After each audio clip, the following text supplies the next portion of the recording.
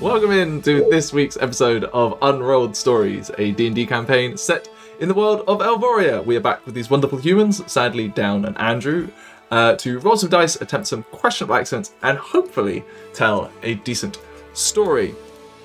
As usual, at the top, if you like dice or beautiful handmade wooden tabletop accessories, then you should go check out Dakota Irish for all of your D&D, Daggerheart, Pathfinder, and other TTRPG needs.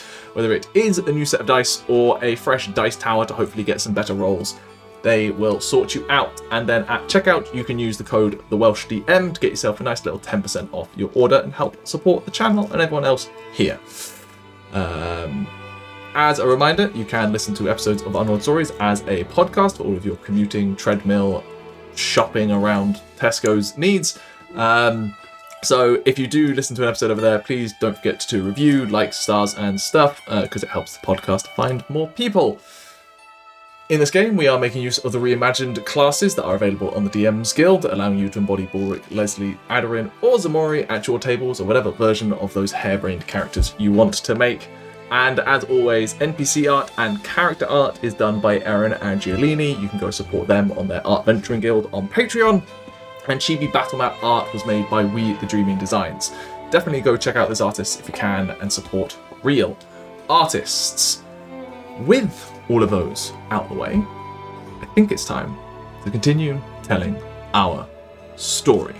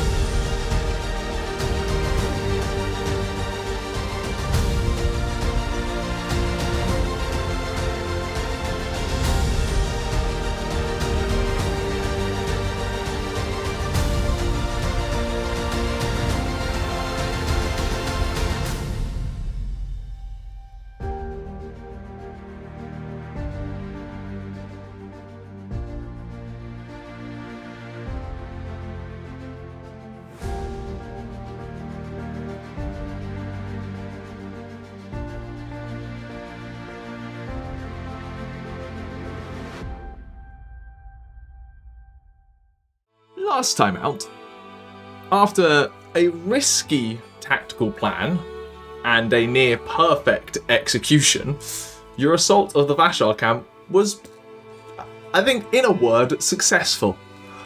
Balrick successfully baiting the very dangerous Chimera to eat the Vashar instead of him. Meanwhile, Aderyn saved the life of Cyric, the priest that you have become somewhat friends with, from his torturous imprisonment via a very unnoticed spell amongst all of the chaos. Tauri and Ximori drew all of the numbers of the camp to elsewhere so other people could do their own things. While speaking of Lesley and Arquen, who decided to face down the well-armoured, slightly terrifying leader and freed the townsfolk of Kirudrona. Deciding the townsfolk's safety was of a higher priority than completely purging the camp and looting everything you could find. You decided to retreat while the Vashar were fleeing into their caves, eventually returning to Kirudrona with where a handful of other people had also returned from the nearby forests, having escaped the previous attacks, along with, perhaps more importantly, an entire platoon of Stormcrests from the nearby Guanvi garrison. You explained what happened, the dangerous foes that are hidden in the mountains that perhaps need getting rid of, and Captain Bay said the Stormcrest would handle it in short order once information had been proliferated to the various channels that were needed. As the evening progressed, you were rewarded and celebrated as the saviours of the townfolk, offered food, wine, and coin in a payment that was graciously rejected by Lesley, knowing that the town would probably need everything they could get in the meantime. And as the evening progressed and the celebration of safety and the mourning of the loss of those who had suffered in the attack, the night eventually wore on and you all got some much needed sleep. Unless there is anything Arquen or Aderyn want to do the night before, we can pick up the next morning. Depends on if we're going to go back or not. I would like to explore the strange, magical seeming We are in the town, not in rock thingy. Yeah. Okay. Yeah. We need to The discuss. plan is to go back. You can discuss over a campfire whether you plan on going back.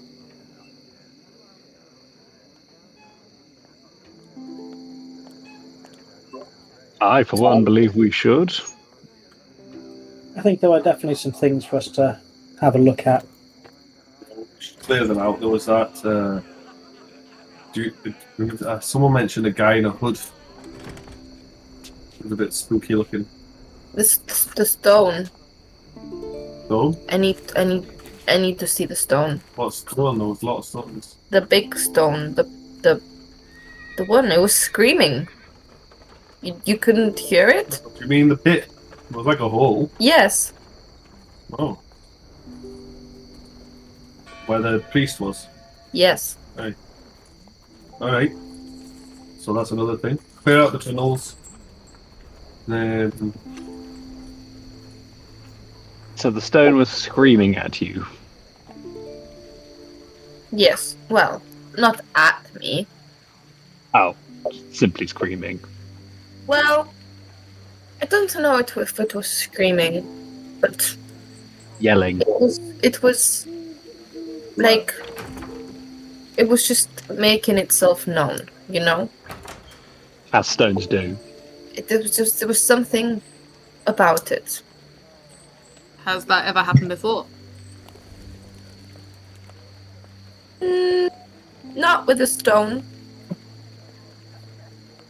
But with other things? Yes, once there were loads of leaves and they were screaming. But then it turned out they weren't screaming. It was the wind. And you're sure the Okay. stone screaming isn't just the wind? Well, yeah, because it's very big. Alright. It's just I just heard mention of and Leslie's gonna look to Tauri, Aderyn, Ximori, and be like, the castigators. Are we certain they won't be called? No. Is it But sensible to go? we should be out of here before they arrive. He said that they weren't going to come up with us initially, but they're not that close. They're very rare in these in the Empire, aren't they?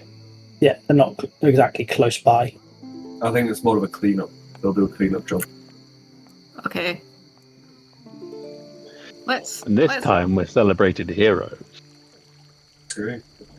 I do And I think that haven't seen maybe anything. there was some magic seen by the villagers who were saved, but You make I think a good point. a good head start is important. I do think the villagers, if they were going to say something, they'd probably say something at this point, wouldn't they? So For the Stormcrest. the fact that we've not been arrested yet says good things about it. At the very least, they're deciding. But I think we ought to help the Stormcrest clear the place out. I want to see if they've got any other creatures, because I'm fascinated by the fact that they captured the Chimera. That's an insane thing. That's what that was. Aye, a Chimera, it's a great big monstrosity built of other creatures just almost sewn together. Horrifying things, but it's my specialism. I just want to make sure there's no others on why they've got it. I think myself and probably also Ximori would just want to make sure that none of them escape. I mean, we also don't know what they may have had there. We haven't had a look around. There might be information on, for all we know, who they are, but we could then give. It'd be nice to know the origins of them, to know where they came from, how they get new members, because we saw what they did to the villagers. They didn't exactly make them into themselves, did they? So where do more of them come from? Maybe if they'd had longer. Maybe. maybe. Yeah, origins. And again, this. You mentioned the hooded guy. Arquen was the one who noticed them originally. I saw him in the cave Yeah, when you were there. when I was there. Okay, so I think we need to find that guy because that sounds like a sort of, if not a leader, a spiritual leader at least. Spiritual, I know, yeah. demonic. It'd be nice to find out what happened to Sidic's eyes as well. Yeah, that's an important thing for Hugh, just to note that one of the things is Cyric is missing his left eye.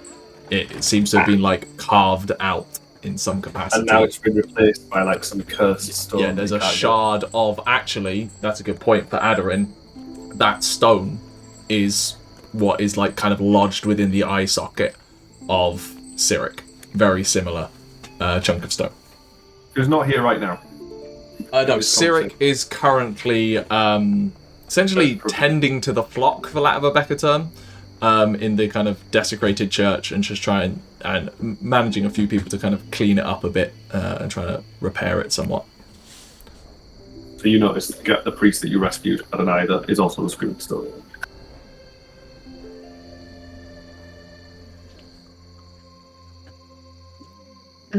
Okay. That's something to be addressed. So yeah, let's go find the big bit of stone to figure out what it does. Well, with you deciding to return, the next morning comes around. You all kind of stayed in Tauri's dome, so you are woken up by dawn, steadily kind of coming back around. The village is at this point quiet. Unsurprisingly, most of the people who you did manage to return probably deserve an entire day worth of sleep at this point. So there's a little bit of mist clinging around as the dawnlight creeps over the forest to the east. Arquen, imagining you're one of the first up, kind of keeping a look around, you notice that kind of with the dawn light riding in, looks like a single Stormcrest mounted on a horse, who rides directly up to your group before dismounting and approaching towards you. I will, sort of probably have brewed some tea, essentially. Sort of like just kick probably the nearest person, which I imagine would be Lesley or Balrick. Balrick presumably would have also might be away, or it might be out like getting breakfast or something. Yeah. I'll just 1, 2, 3, 4. It's Lesley. Not there. Got a visitor.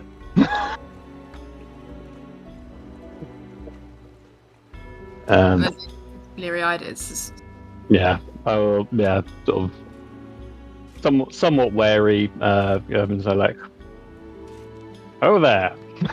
They step down. They kind of they go to take their helmet off and then just think better of it, because in case this place gets attacked again, just kind of leave it on. But you do see it's a human woman, kind of black hair kind of coming out from underneath the bun, underneath the helmet from having ridden a fair way. You can see a leather satchel around one side to go with her standard Stormcrest attire. Comes up to you and goes, is your leader around? I came to talk to I was instructed to talk to the Goliath, but you're all fairly obvious. He's I out. think we govern ourselves. But if you're looking for Balrick, he's out getting breakfast, doing kitchen duty. Well, I suppose you can pass on the message. I think that's reasonably fine. I don't think orders will care that much. It was an update from Captain Bay for all of you. Missives have been sent out to essentially authorize an excursion into the mountains to deal with the danger that you informed us of. Forces are currently a little stretched due to the crusade, so it could be a couple of days before any kind of expedition is mounted. We have not yet contacted the castigators. We're waiting on further instruction as to that, but it is still very much on the cards, and as my understanding, a letter of requisition has been written, just not sent. So we just want Captain Bay just wanted to thank you again for the information you provided, and once again volunteering to save people that you didn't have to. To that end, he has seen to it to extend the grace of the Empire to all of you, and this is to be handed to you, and just takes off this satchel and passes it over to you, Arquen. And it is weighty, and you hear a clanking of metal from inside. Yes. Late. I'd like pour it out over this. Yes. If you just It's a bag. if you open the satch, you can see a number of what are called trade bars. So basically, to avoid people having to carry thousands of coins around, essentially these are essentially minted and pressed. Essentially gold bars, for lack of a better term. At a glance, you estimate there's a few thousand gold pieces worth of trade bars in here. That is incredibly kind of your captain. Our thanks to him and to the Empire. What is your name, miss? Oh, I'm Shu. But there's Like a question? no Shu.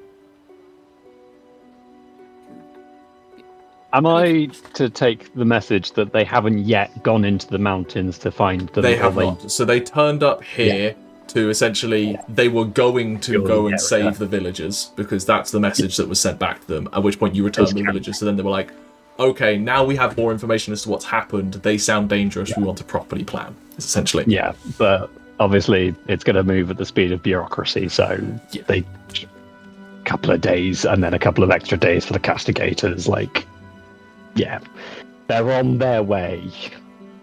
The final thing they do say is, with that being said, though, because while we wait for any such missives of incursion, a number of units of Stormcrest will be stationed in the town until such a point that everyone feels much safer. And they can help rebuild. Yes. The town's grateful. I believe we'll be leading another ranging party to go and make sure that they're thoroughly on the back foot. I don't think I have the power in the world to tell you not to, and I certainly we wouldn't listen to you if you tried. I will report back that such a thing is being undertaken. At least that might speed things up if they know that more work has been done. Well, I need to get back to the keep, so unless there was any other information that the army should know about. Wonderful. Maybe make sure they've got some strong crossbows. Okay. They seem to have at least one large flying creature. I think we did inform them of the chimera. Yes, yeah, I think they commented at the time that monsters are well known to be in those mountains and largely, not necessarily keep to themselves, but it's like if you don't enter their hunting grounds, you're probably fine. So at least they're aware of it. I'll actually say that they are employing them. Yes. Yeah. I will make sure that everyone is aware of it. Safe travels, and may the winds watch over you. And she jumps up back onto a horse. At this point, Balrick, you walk back into town with whatever you successfully found. I've got like 2 rabbits over the shoulder, so as I see her leave it, what's that then? That's an early morning visit. Oh, well, I thought we had more time before Balrick got back. Lesley wants to hide one of the gold bars and spot it. Roll a sleight hand check. Let's go. I guess Balrick's passive perception of high. of 16. Kind of high. Nimble fingers. Probably. I have nimble Leslie? fingers. Leslie's dexterous. 24. 24.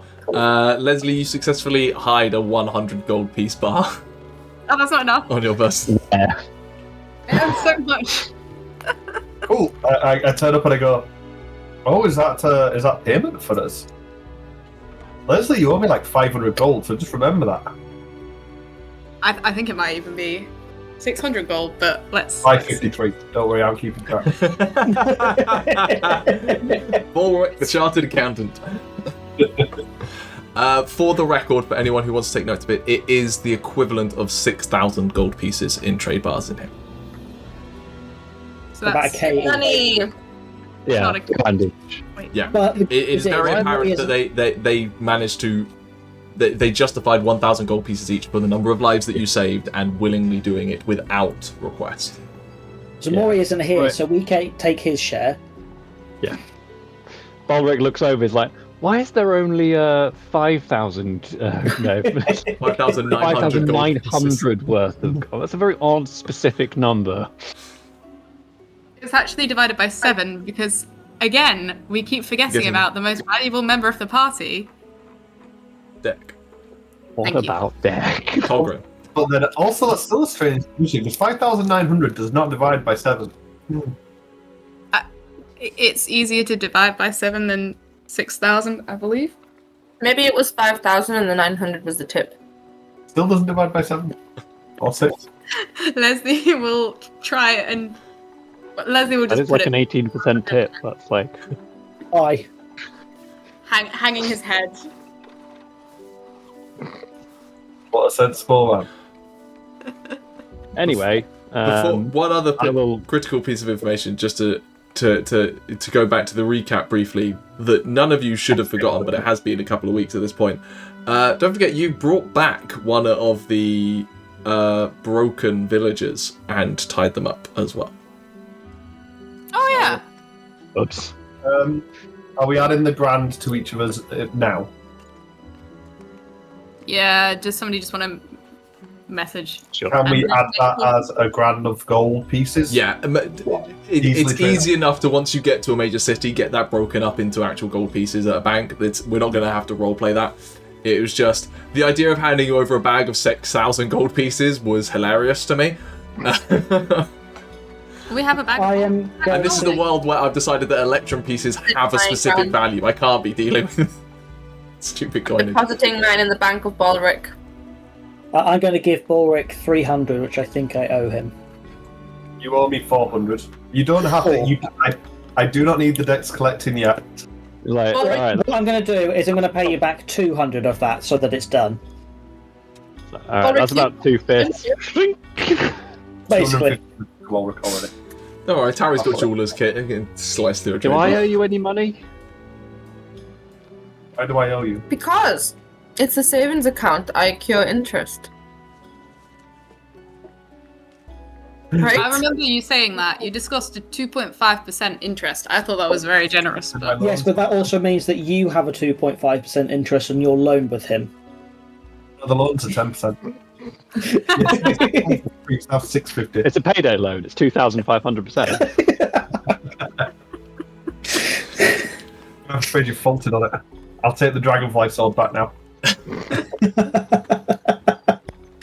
I don't owe any money to you, do I? No. No, You've been you weren't around in the long magic enough. shop. No. Yeah. So I've now got 2,000 gold on there. Yes, not to make this super inconvenient, but just if you can cancel my debt and remind me how much I owe you, and then I will add that to Leslie's character sheet. So, 1 minute. Tauri, you've given me 200 of the 400, yeah? Yep. Cool. And then Lesley, you're paying me all of it now? Yeah. Oh, it's fun being the bank. No. It's 553. So 447? Yeah. Gold pieces for Lesley. 553, so that's 2. Right. I assume we have breakfast and then head off. We'll let the guard know about the prisoner we captured and just went, Yeah. we're not entirely sure what to do with him. We're hoping you might be able to find someone to help. Kill him. At this point, the village has started to wake up a little bit. A few people starting to get some breakfasts going. You kind of all load. Yeah, exactly. Kind of all start to load back up. The captured individual was knocked unconscious and was out for most of the night. But at this point, people are starting to get a little nervous about them around. Cyric is up by the chapel. Starting to basically get back to work with repair works, building some benches from the ruins of the benches there. And this individual that you captured was essentially tied to a stake, securely bound with numerous ropes there. And as you're kind of all packing up, you see them begin to kind of stir out of their slumber a little bit, and in a sudden moment just snap up, and their wild eyes just begin looking around. You see them testing the restraints and trying to reach down to almost bite through them. Were there any relatives of the person or anyone that knew them? Because it was a villager, wasn't it? Yeah. Anyone that stayed the night with them or something? No one stayed the night with them. It seems most people were quite afraid of what they'd become, but you did gather during the night previous things that their sibling, a sister, is still around in the village, but is kind of a little distant from it at the minute. I would like to approach the priest regarding this, and also just to introduce myself because I've never met them. Yes. Morning. Greetings. Thought I would get to work nice and early. Are we leaving today? You said you were heading all to Andamon, and I could really quite use some company on the road. Last time I travelled by myself, it ended poorly. Sorry, I don't think we've ever been properly introduced. Arquen's the name. Cyric Curzon, Bishop-elect Tauri of the Jaden Knight Church, specifically of Giadothras.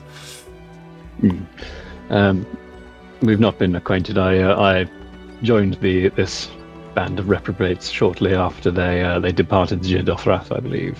A while after that. I believe you know they were investigating the fires. I don't particularly remember whether it came up in our conversations, but that is interesting to know. Yes. I see. Interesting. Anyway, yes. I believe it'd probably be good to travel together towards Andamon. We are doing a little ranging mission to the fortress, the camp that you were kept in, just to finish off stragglers, investigate things, that sort of thing. Well, if you'll excuse me, in that instance, I will not join you. I don't particularly want to return. Yeah, absolutely. Speaking of your eye, yes. Do you mind if I have a look at it? Just to. I'm trained in medicine and well familiar with certainly grievous wounds. I can feel it in there. It is quite embedded, as far as I can feel, and it does ache somewhat. But certainly, please, feel free. I would like to roll medicine to A, see if it's infected or anything like that, or B, see if anything is spreading from it. Because I know that this is some kind of magical rock, so I just kind of want to see if something is coming up from it. I won't understand what it is. I'll probably know if it's an infection, which is probably just okay, cool, I can treat that. But I just want to kind of see if it's, doing anything. Yeah, certainly. What'd you roll? I got This dice is actually quite hard to read. 16 plus 5, I believe. Plus 5 for 21. You take a close look at it. It does seem slightly like it is. In fact, it is essentially a raw wound that has not been properly treated.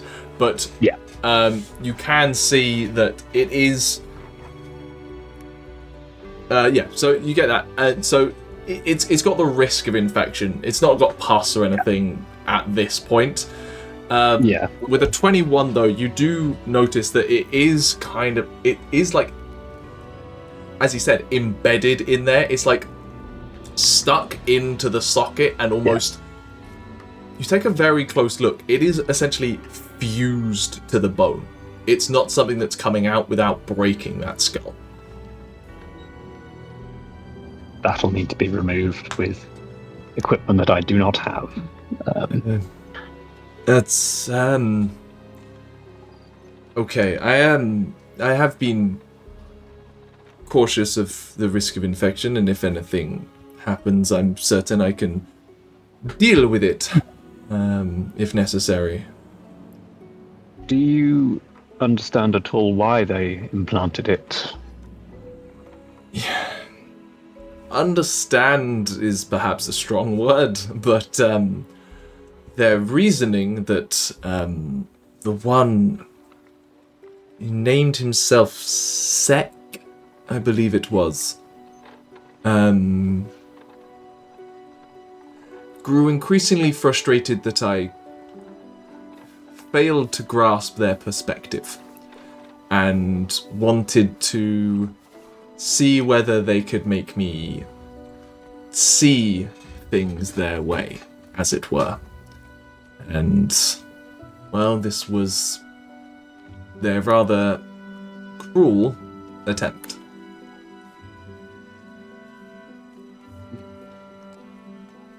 The fact that it is fused to the bone makes me worried this is some form of attempted conversion. And I won't feel right until it has been removed, to be honest. It has been as part of my thought process these last few hours, indeed. If it is of any comfort to you, I have not noticed any thoughts of any... And you can see like him glance over at the individual tied up. A feral nature, as it were. Roll me an insight check. Yeah. Okay. What's my insight? +2, 19. 19.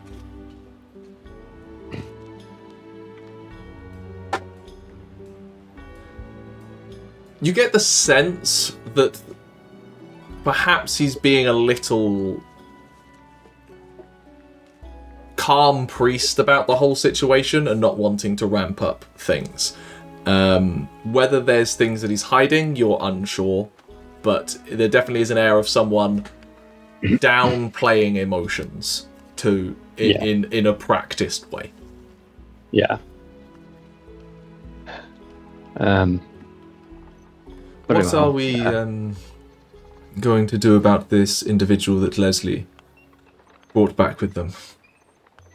I somewhat hoped that you would be able to examine them. Now they're awake, I certainly can. I'd appreciate... If there's any humanity left in there. Yes, certainly. Come with me, I'm sure it would be appreciated. Have a little bit of aid. He puts down the wood that he was working away at to repair the church doors. Wanders over, and you can see this guy snap up and just testing the bonds. And he looks down. You can do it as well. Roll me an insight check. Cyric will also roll one. Okay. 17. 17. You take a look at this individual, and they are, as I say, feral and animalistic. However, you were up close with the number of Vashar. It's not to that degree. Full conversion. Yeah, it's like their sanity broke, but their soul hasn't, for lack of a better term. Cyric is looking at them going, I think it will take a significant bit of magic to help them. It is magic I am capable, I believe, of achieving, but does require some precious materials.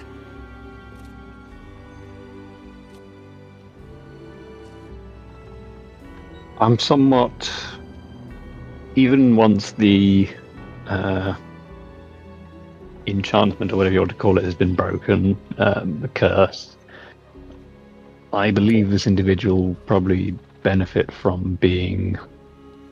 Do you know of any monasteries that will take in such people who are in need of close observation and deconditioning, as it were? I know of a few, certainly not in these hills per se, and some of the chapels in Andamon, on the outskirts of Andamon, looking over the sea, do. We might want to take them with us. It might be something we want to consider, if we can. I don't think they are in any current state to travel, and I, by now, was hoping to be most of the way to Andamon, and so I was not carrying that precious of components with me. So, unless by any fortunate happenstance you or your compatriots are sitting on diamonds, I'm a little out of luck, I'm afraid. I have a wooden spoon. I'm certain that'll help in some capacity. Does anyone have diamonds? I have drugs and good berries. None of us can really use the diamonds. I can do the lesser form of what it wants to happen, but Well, who knows? Maybe upon your return to their encampment, they were hoarding diamonds. We can hope. Thank you. You'll keep an eye on them just while we're away, and certainly, and get some rest. I do hope you realise that of any people in this place, I think we probably understand what it is to suffer grievous injury and the consequences thereof, both physical and emotional. To think. And I will sort of pull down my. I'm not wearing my bandana because it's currently around Tauri's brand, but I will. Yeah.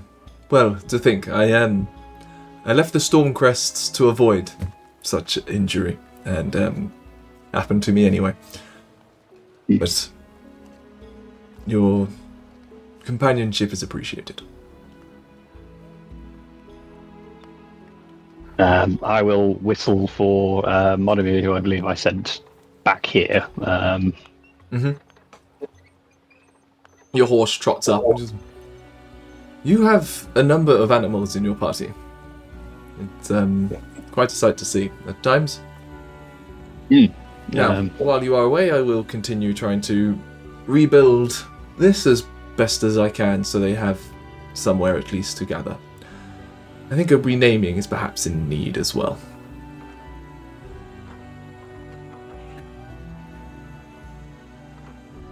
Is there anything else anyone would like to do in town? Nope. Mount up! Lesley does... So, do we know anything about how the Vashar, burned the villagers?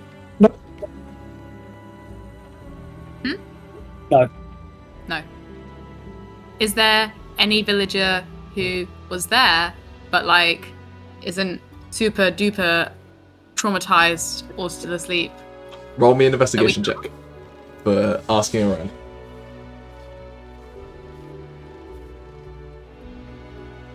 Anybody else want to investigate? All I Anybody? want to know this. I am good at it, but you're the one who brought it up, so... Did you ask any of us to help? No. No, Leslie's just sniffing You can around. do that now. Oh, yeah. Not how this Leslie's, works. Out loud. Lesley is not going to be able to find anybody who's not awake because it was a natural one. Natural. Yeah, it doesn't occur to Lesley until the morning. At that point, there's not enough people up who witnessed anything of interest. I'll give you that what Lesley did see was them attached to stone tables outside a building that you didn't enter into, where they were then unleashed from. But that's the information. Where the Ultra guy came from, didn't it? Yes. Did we get inspiration, by the way? Because you asked, no. I was asking because I wasn't here. Well, then you didn't get... No. I don't think we got inspiration. No, you didn't. I do have one already. So you all mount up and head back into the mountains. Balrick. I will say, and Tauri, I think. Tauri with an ear for stories and Balrick just with an ear. I have an ear, you guys don't. You will have picked up over the evening and the morning that you have essentially become a little bit of a folk hero group to the people of this town. And that is information that perhaps you will need to consider as your fame continues, for nothing else. But Wants us to come up with a name.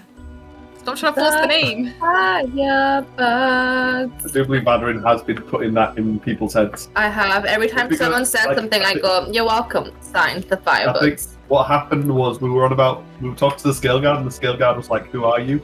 And we went, "We don't know." And then Aderyn was in the background, because Sarah was in the background going, "By the way, we're called the Firebugs." Unfortunately, Aderyn has been doing this at every place we've been, including that inn where you guys were hitting shit into the counter. So I'll tell you for nothing that Aderyn has been spreading that, but it gets mixed up in a lot of the other stories going on. And so the thing that people grasp onto is not the bugs part, because people don't associate bugs with heroic things. So the bugs part kind of gets lost. But the thing that does seem to be going around that you catch of is it's really grandiose and over the top, which is what really concerns you, Balrick, more than anything. But like, people are talking about the saviors of the Dawn Fire, and it just makes you feel uncomfortable. Yeah. I guess we prefer firebugs. But you head out into the mountains, and it doesn't... Well, it does take you a few hours because it is deep in there, but at least you know the route. And that is assuming you take the same route that you've taken previously rather than trying to go any other Well, we direction. know where the traps are there. Fair enough. We parked the wagon in the same spot. I think Ximori probably accidentally steps on the bear traps that we left where the wagon was. Again. And we're like, And you just Ximori, leave- we put them there. You this just leave time. one there at that point. You're just like, we'll come back to you later, it's fine. Yeah. Like, we can fix it. And you eventually get back to the camp walking through the bushes. I would like some perception checks, please. Sure thing, boss.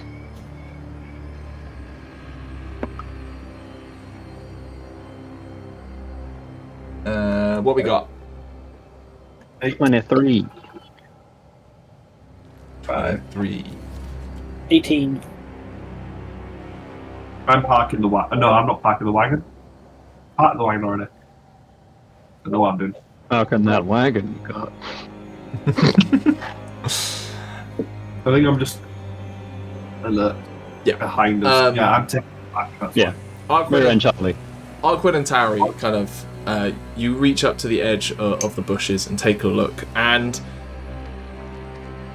it does appear quiet.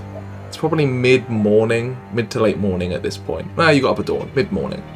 And you're kind of looking through, and it does appear very quiet, nothing going on.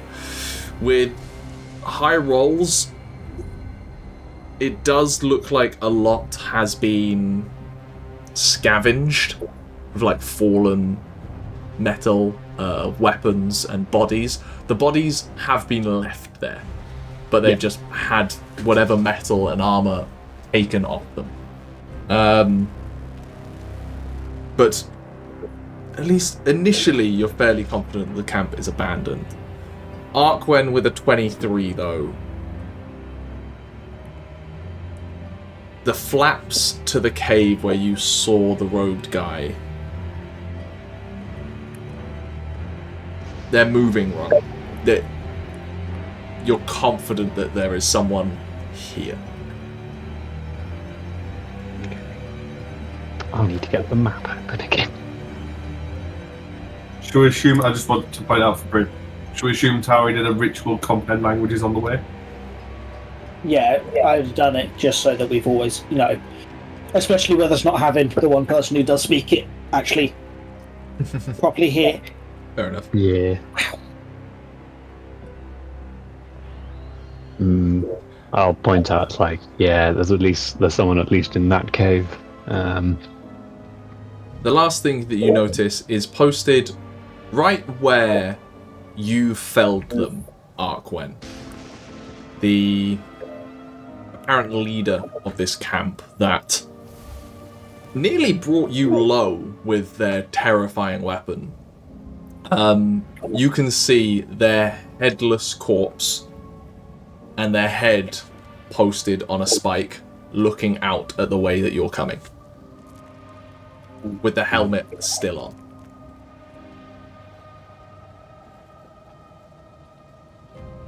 I'm going to assume that's some kind of message and not some kind of magic trap. Do you want a little bit of... Are we going to try and stealth through this place? Oh, Balrick, by the way, with breakfast, would have handed everyone each a good berry. Can we actually stealth if we're busy looking around and looking for stuff? I've got passive upgrades. I mean, still think we'll end up making noise while we're doing stuff. Plus 10 at disadvantage. But I pass everyone a good berry, and I pass the melees an extra one. So me, Arquen, Lesley, and Ximori. And it's not like before Ximori does that and Arquen does that, I'm like, stop. If we find anyone, we can quickly pop one of them in the mouth. These have a lot of nutrients in them. They should be enough. They're like stimulants as well. It's not magic. 3,000 calories. Not magic. And it will awaken someone up. Balrick's never beating the drug allegation. They're up this, yeah. Lesley? I recognise these as good berries, which are inherently slightly magical. Always like it's just coming up with excuses. Yeah. Well, Lesley's sick. Yeah. What do you want to do? All right. Well, I've got ways to keep us. If we're trying to be extra stealthy, all of us, I've got ways to keep us all quite hidden. The dad shush. We all know how to do that. Still trying to join Owlbear Rodeo because I need to remember what the map looks like. Good point.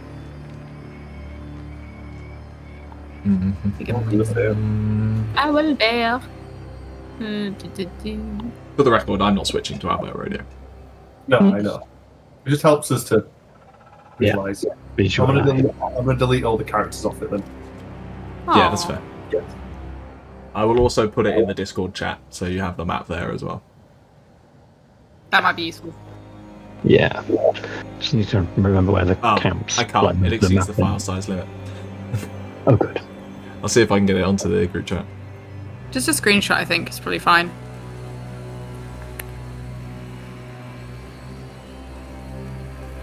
I don't remember which one is the entrance to that one that we need to get into. It is the closest. It is the closest to where the bushes are to you. Right. That one. None of us have any kind of familiars or anything.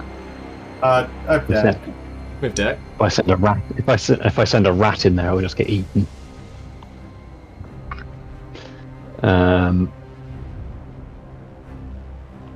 I mean, we can try stealthing up to the entrance. Hug the cliff face. Keeps to the shadows. Is it still pissing down, by the way? It's not raining today. There is a lot of moisture still in the air and on the ground. Kind of that's what the mists were, but it does seem to be a relatively slightly windy day, but at least not raining. Overcast. Mm-hmm. The buildings in the square, for a better word, seem abandoned. Yes, you're not seeing any movement in and out of the buildings in any capacity. I think I agree. I think we could get the tunnels. Buildings could be a good investigating on the way out, sort of thing. Yeah. I like the idea they might have stripped all the important stuff from them buildings anyway. Yeah.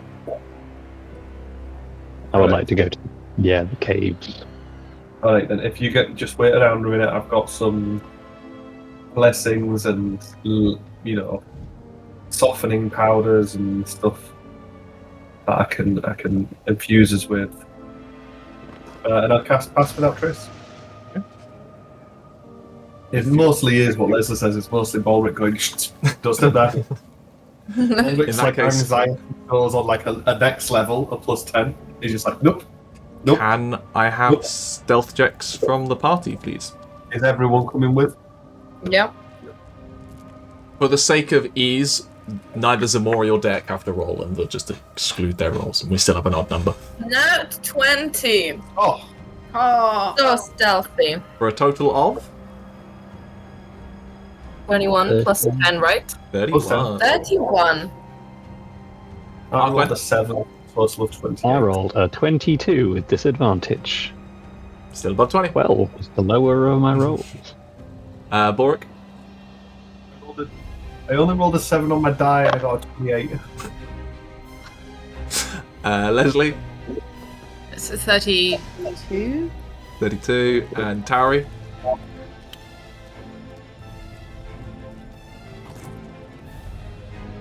Cannot hear you. 26. 26. So 26 is the... No, 27 is the median result. Yeah, you successfully start moving through the camp, not disturbing anything. Arquen, keeping an eye on that decapitated corpse, the blade that reeked of kind of despair and just malice is missing. It is not on its person. But that helmet still is unsettling to you. And you do successfully sneak up to the edge of this curtain space. Whoever is leading this group, please make me a perception check.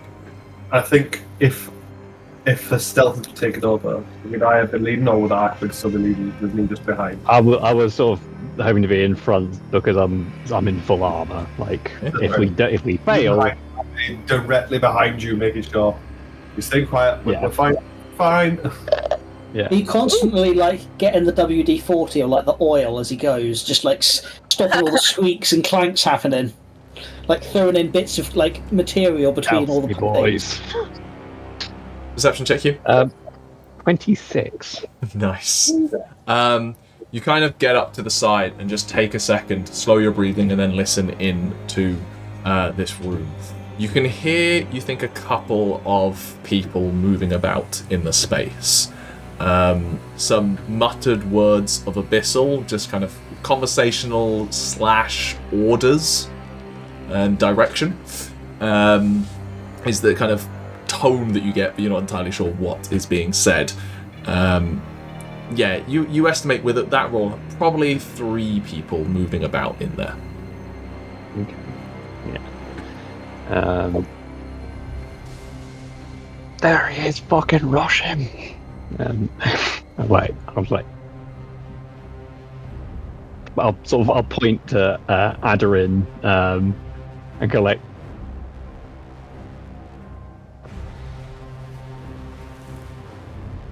Yes. in my mind, or In your mind. I hear 3. That's I feel like we can probably fucking take him. We can fuck them? Take them? Translation issue, sorry. We can swiftly dispatch with them. Okay. How do you propose? You have a plan. I propose we fucking rush him. Okay, I'm gonna mentally relay this to everyone in turn. I'm just gonna say one at a time. Arquen says we need to fuck them up. The plan is to run at We them. can fuck them. That's what I asked. No, it's telephone. Right, shall we all prepare an action then? I'll cast Divine Favor on my sword. Okay, what are the components for Divine Favor? Good question. Presumably verbal. Verbal and somatic. Which isn't quiet, but Pass Without Trace does deaden sound, I do believe. Yeah. So I would like you to make me a stealth check, not including the the plus 10. So this is just a straight stealth. The Pass Without Trace is allowing you to roll this. But I will also, in fairness, make it charisma stealth, because it is you verbalizing things. In which case, even with disadvantage, I rolled a 17 and a 19 plus 4. Yeah. Does beat the passive perceptions, so this does go off. Balrick, you see him going to cast spell, and you have to throw a rack over his mouth as part of your Pass Without Trace and just mumble it slightly and deaden it. And then, unfortunately, there's a loud. Whoa. the energy sword noise from Halo. I was just thinking like the lightsaber noise. Yeah. You see the faint, almost invisible, do you know what methane fire is? Where it's invisible kind of thing. That's what the ghost fire looks like on your blade. There's a heat haze, and that's about it. Kind of coming off it. Okay, in that case, can they see out through the curtain? The curtain is not perfectly shutting. It is just loose flaps kind of down, and every so often the wind kind of catches it. And I imagine there's drop on either side, like a siege sort of. We're gonna. Yeah. Rainbow Six. Rainbow Six. That's right. All right. I guess I'll count down from 6. What I will say is, I think only 2 of you can get off held actions in that capacity, 1 on either side, and then we roll initiative. So, who is holding actions? What are they? Molotov cocktail. Okay. I was gonna say I might look at someone to If there are any lamps around or anything like that, any oil lamps, anything flammable. The moment you go for looking for something like that, I'm like, no. No, I'm just things. You take a brief look around. They very much lived on fires. animal fat. Yeah. Not immediately flammable. You'll do anything to go fuck up my oil lamp I'm gonna do fireball something. tricks. No, I'm happy to prioritize other people. If Tauri doesn't want to go I'm gonna do something, I think Unrolled and arrow, and I think Arquen's gonna charge because we're at the front. That's into the room. Okay. You kind of count down 3, 2, 1. Arquen bursting through, the flaps opening up, allowing Balrick vision to see through to loose a shot. You see in this room 2 Vashar, wearing kind of pieced together armor from, you assume, other corpses, kind of large weapons, either like tucked into a leather belt or strapped across their back, seemingly like lifting up a chest, opening up and moving things. And you see also in this room, in a thick black kind of cloak, who spins around to see the noise. You see it etched across their face, like gently carved in abyssal runes, and then inked in with something, you're not sure what, onto their face. Kind of spins around to see you doing that, and you see them holding in one hand, like almost like tucked like a rugby ball kind of thing under one arm, a geode of this unearthly stone. Around their neck, a pendant made out of the same stuff, almost like roughly hewn into some kind of shape. And in their other hand, a kind of 3-coiled barbed lash that they go to, that was at their hip, that they go to reach for at the noise. And that is what you see in the room, and then you two make your actions. Yeah. Seeing this, I first sort of see those two, then I see that twat, and I'm like, new target, and I'm like just charging shield first. I just want to like throw my shield up under the chin so he can't possibly speak in any regard, basically trying to like, if I can, they can bite his own fucking tongue off. If not, just sort of just fuck up his jaw somewhat for at least a little while. I mean, make me an attack roll. It's essentially what you're doing here. Is it at advantage? No. Given we did a stealth check and everything. Surprise doesn't give you advantage on attacks. You are bursting into a room and having to cover the distance. It is not striking from hidden. No, yeah. Natural 20. Okay. You heard the no advantage and went, fine, I'll activate the powers. Why not do it myself? I just want to basically bang up into his chin. Does divine favor activates on any of my attacks, doesn't it? I don't know. Your attacks with weapons deal an extra. Does a shield now? Not in the section. I think you cast it on a weapon, personally. That's the imagery to me. So not on your shield, but I will say you're using it as a weapon. So if you wanted to smite with the shield, I think that's perfectly reasonable. Yeah. In fact, I'll do a whole ass. I didn't do any kind of special smites, so I guess it's just a roll regular one. Okay. But I'll do it at second level. Sure. So, is it just unarmed damage plus smite, or I'll give you a D4. A D4. 1d4, 1d8, 2d8, 3d8. Oh. And they don't count as fiends, do they? They do not, no. They are technically still humanoids. Yeah. Okay. 7, 8, and 6. 6, 7, 8. Which is... an amount of damage. 14, 26, plus 16, 42, plus, that was a 2 on the other, so 46 points of damage. With a shield bash. With a correct on Divine Smite. You see this crack up the jaw. You see their head whip back. The kind of green verdant light that comes off the shield from your innate Fey magic. You did notice previously seemed to be burning into these creatures. For him, however, that energy seems to... there is a flash of that light within the pendant around his neck, and it doesn't seem to do the additional amount of harm that it was on the previous ones.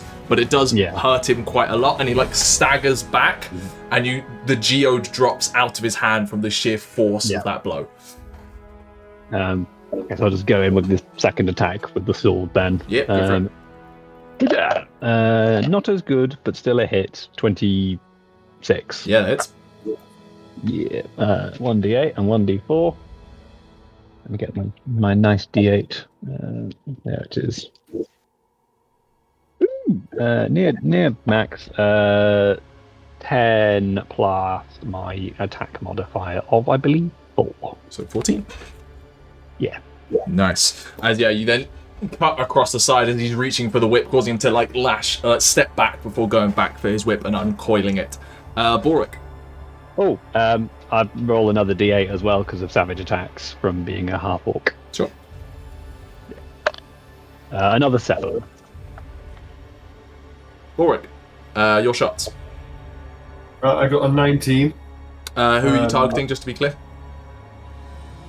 I think I would have initially been like main guy, but then Arquen's got in the way, and I'm like, oh, well, okay, I'm not going to go for that. Fair enough. Like, Arquen's got that handled. I got a 19 on the dice for the first one. Yeah, hits. Good shot. Am I getting 2 attacks? Yeah, get 2. Oh, where's my other dice? I want to pick this guy up by Oh, his a feet. D20.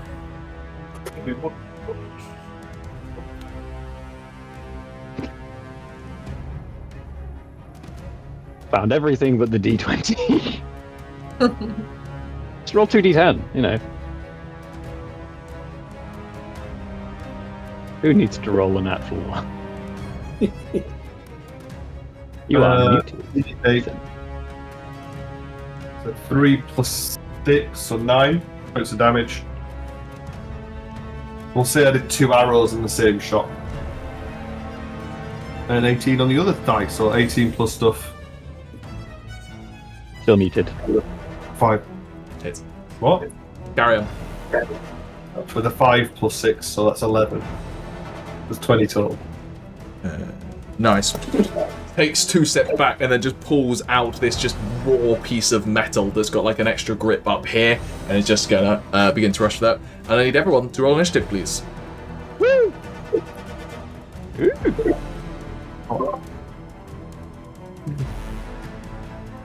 25 to 20. Oh, wait. 30-20. Oh, 20 to 15. Flat 15. Or no, 14. Cool, that's not that, but fine. Sorry, I misheard you. 10 to 5? 10 to 15. Sorry, 15 to 10. Yeah. Boring. Yeah, 12. Thank you. Leslie? I was so happy for a second. I was like, oh, I'm not that. No, yeah, 6. Ximori is otherwise occupied for the sake of ease. What's the door? Will Dearc act on Balrick's turn? No, and I'm gonna Yes. tactical command. Sorry. Other and there's 2 ands here. We're gonna. Oh, if only Mora was here. Can you They don't talk need it. on yourself? I don't No, think it's so. side to cat. No, it's side to cat. It doesn't technically say I can't, but it seems weird if I could. Yeah. Just a little pep talk to Leslie. You can tactically run Dearc. That is true. Oh, I do like that. Actually, yeah. Go get it. Yeah, I've left you with the leash. You're The leash is actually for Leslie. Like Derek's looking after. And Leslie's gonna just whisper, "Hold your ground," to Derek, giving him a +1 to his AC. Beef Oh, I too. didn't realise you could do any of them. Or you could just do the movement. No, there's 3 options that Leslie can take. Oh, you could do all of them on initiative. Yep. Oh, that's sick. Unfortunately, with a 25 on initiative roll, the demagogue is the first one to act on initiative after being bodied. Is going to uncoil the lash. Is going to whip it towards you for their first attack. Arquen. That is a natural 1. And then is going to, just because you're up close, just utter a curse in Abyssal. You see the runes on their face. A couple of them just begin to leak a couple of droplets of blood, and then they like grasp their hand onto your extended arm from your blade. And I need you to make me a wisdom saving throw, please. All right. I'm pretty fucking good at those. Ooh, better than I remembered. 21. That is a success. So you only take 15 points of psychic damage as you feel a wave of fear and terror just hit you in your very core, awakening something you don't even remember being afraid of. You feel a piece, like you feel your soul almost be pulled at the seams, and then you're back in the room, able to like steady yourself with your sheer bravery and boldness to avoid being completely shattered. I think he probably feels a rope around his neck for a second. Yeah, and then is going to just kind of turn. Is then just going to turn to you in that moment and just goes, "I wanted to talk, but fine." Which is what Tauri hears, because he instinctively, under threat, talks in Abyssal. But that ends his turn, which means it's Aderyn's turn. Arquen on deck. I'd like to Sorcerer's Burst. Sorcerer's Burst? Yes.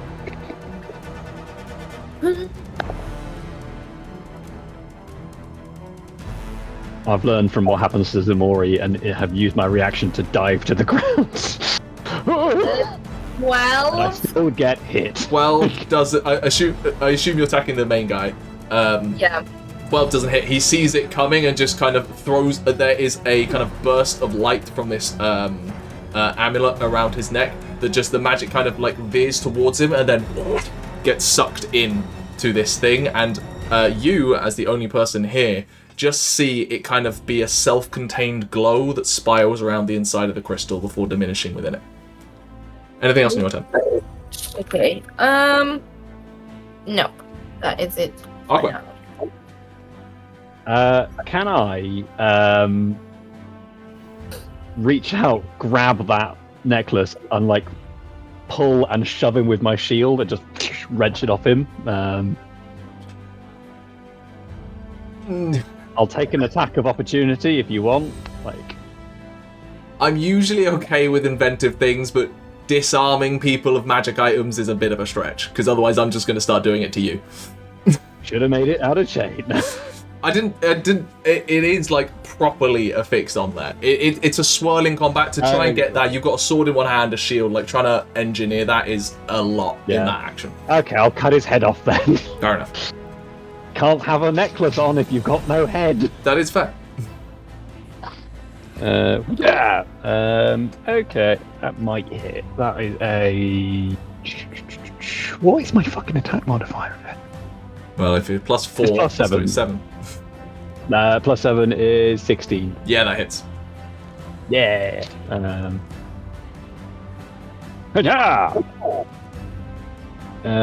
That's another 14 points of damage. Second attack. Magical. Second attack. Do I want to? Tauri, you're on deck.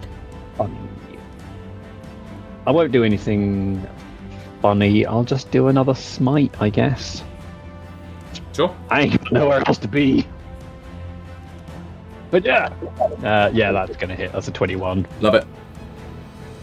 I'll just do a first level smite this time. Only a first level smite. Oh, a d4.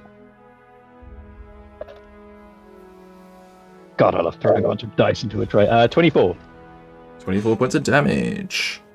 You 7, 3. lacerate through. You pierce the blade through at one point, and you feel a lung just collapse underneath. And you see them eventually like. You hear at this point just breathing out in, and they like realize that you didn't understand them, so just speak out in common kind of at this point. Just.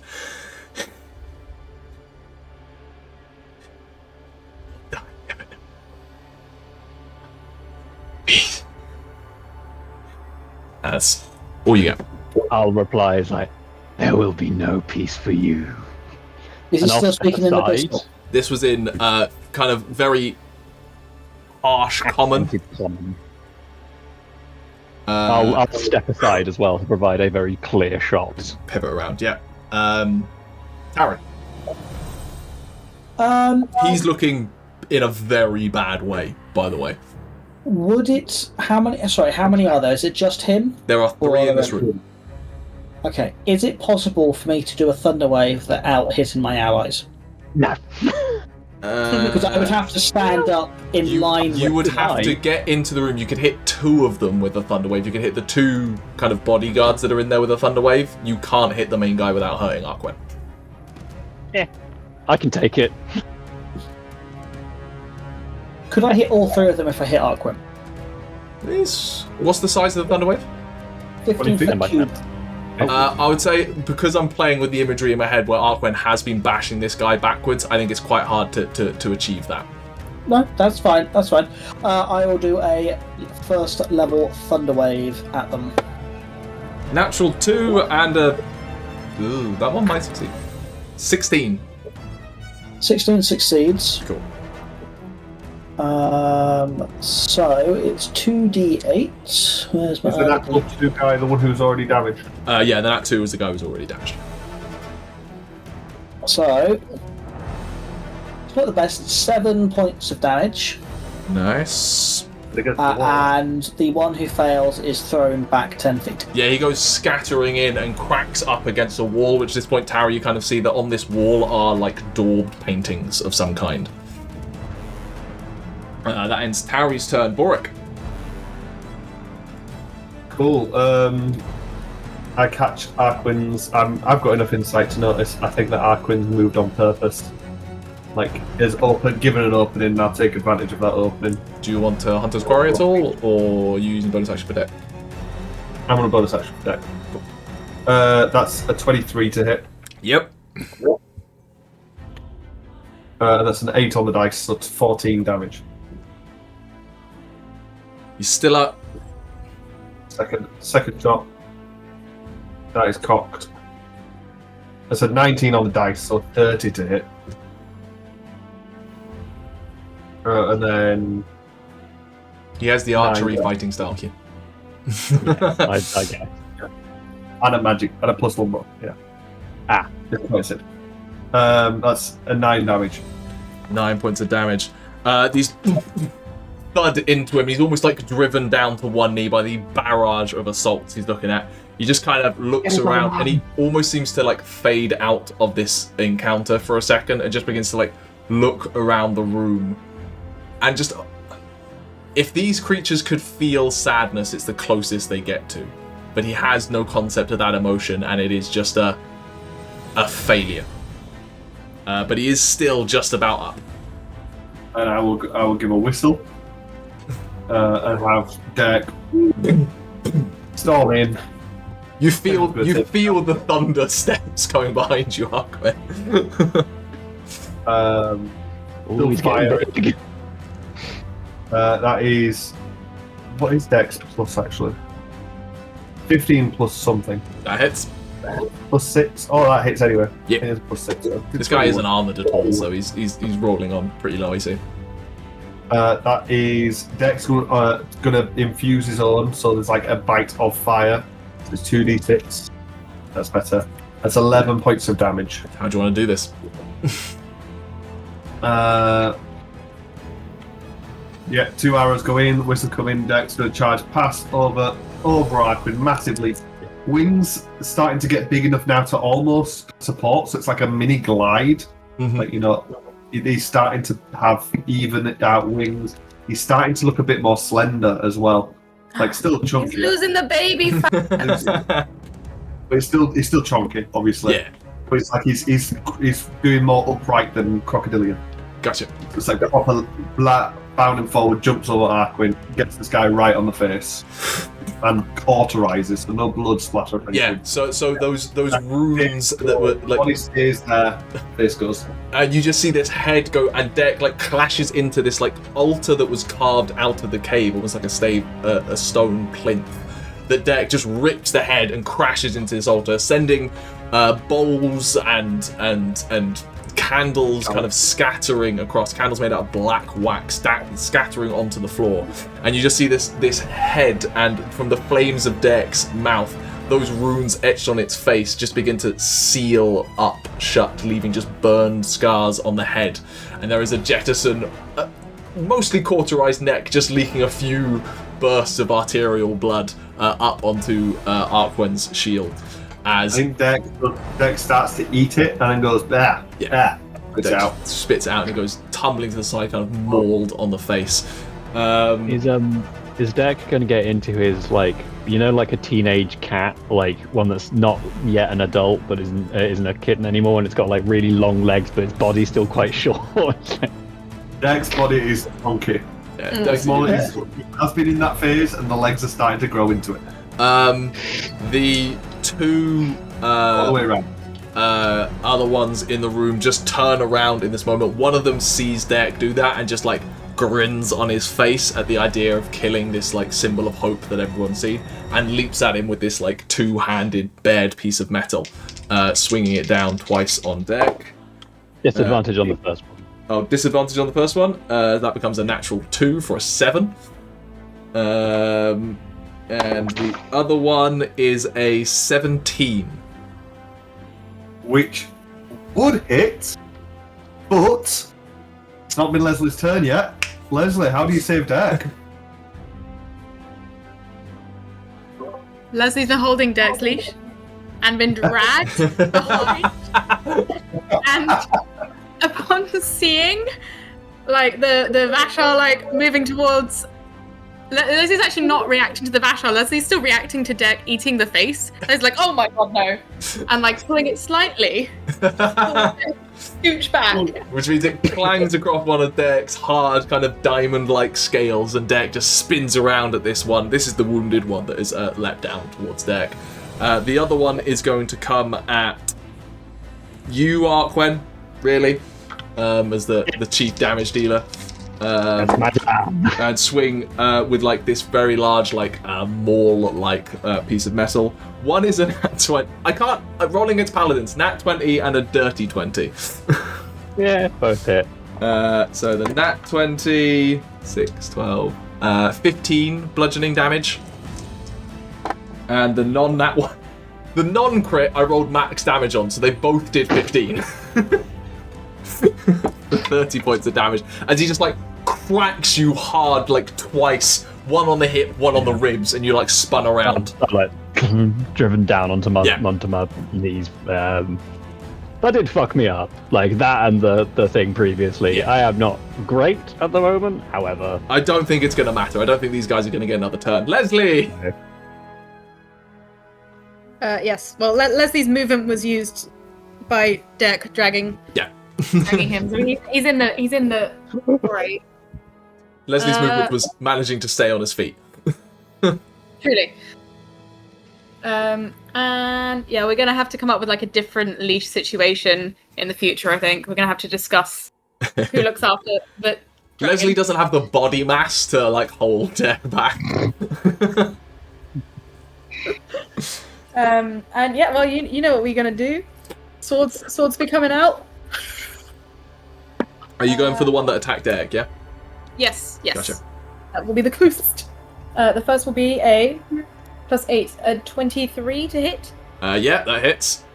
Just about. And that will be 9 points of slashing damage. Yep. Then Second attack.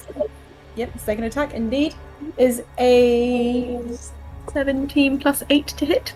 17 + 8. Yeah. Okay. And it's another. Oh no, that'll be a dragonfly. So that would be 10. 10 points of damage. He's just about still standing. If you want to use your bonus action. I do. Thank you for asking. And it is a natural 20. Hell yeah! So many nat 20s. Didn't really need it this one, I suspect. Do you want to roll damage, enemy? Why not? And some of them have been against us. What? 14. 14. Yeah, you just come up behind this guy after he like slashes into Dearc, missing, is regathering his feet, and before he has any chance to come up and protect himself, just a flurry of blades, one limb comes off, another one kind of slices through the torso, and he just goes down before you finish off slashing through the face. And he collapses, dropping down the metal blade that he was using. Back to the top, Aderyn. Well, I don't like it when people mess with Dearc, because Dearc's my friend. So, It's alright, that one's dead. That one's dead. yeah. Yeah, Lesley just framed it. But I'm going to Chaos Ball. It's Arquen. Yeah. Is the big one still up? No, there's one guy left at this point. The one left, I'm going to Chaos Bolt him. Go for it. A spell that can bounce to other targets. Don't worry, Ximori's here. Ximori is the magnet. That's true, yeah. It's canon that Ximori is the magnet. Well, he's got some amount of, like, iron embedded inside him. 2d8. It's not going to bounce. Zimori's not here. Oh, in that case, I need to find another target for it to bounce to. No. Didn't bounce. 2d8. Didn't bounce. You should have reinforced with birth with an 8. I'm going to choose Thunder. Under damage. And a d6. Plus a 4. 14. So how much? 14? Yeah. And it's Thunder. Gets bodied after smashing Arquen down to their knees. That gives you, Arquen, the moment to like spring up to your feet if you wish. Absolutely. Your turn. Hey, nice. Cool. I will bonus action as he stands up. There's like the creaking of bone, but it sounds just like a tree. Like it's as if a tree that had been felled stood back up. I will use lay on hands on myself for full amount. Go for it. And cut this motherfucker's head off. Go for it. Yeah, 25 to hit. 7 and 3 for 14. Yep. Second attack. Very hard to read. 17 plus 7. Yep. These guys have a reaction to parry attacks, and just at no point have you guys been in the ballpark for them to even do it. Oh well. That's another 12. Another 12. As you he's like, you stab him through the chest and he's still just like trying to pull up this heavy maul. But before he gets to do anything, Tauri? How hard does he look? Oh, And then, fuck. I stand aside. I'm just going to look at him and just go, nobody wants you here. Just die for vicious mockery. Roll me that damage. Die! You rolled a Making 6. the save. If this kills him, I think Tauri just figured out power word kill. I'll just confirm it is. It's just like, oh, and Yep. 6 points of damage. How do you want to do? Well, we know how you do. Powered kill. You just see him give up. Like, in that moment, he's like pulling the thing up, and then just the desire to fight just goes out of him, and he just slumps over his weapon and collapses down onto the floor. And once again, silence settles down. There is blood leaking about this room. There is a head half chewed in one corner, and you now all take in this space and see the chapel of a madman, for lack of a better term. Daubed paintings along the edges of the room that are slightly hard to look at. A cracked altar with Dearc standing across it. A few kind of scrapped parchment, almost like bound with, you don't want to question what leather that is, around the room and dropped and scattered in the assault as you take in this space that you haven't yet witnessed before. I think there is a good time for us to take a break, and we'll pick up from there in a little bit.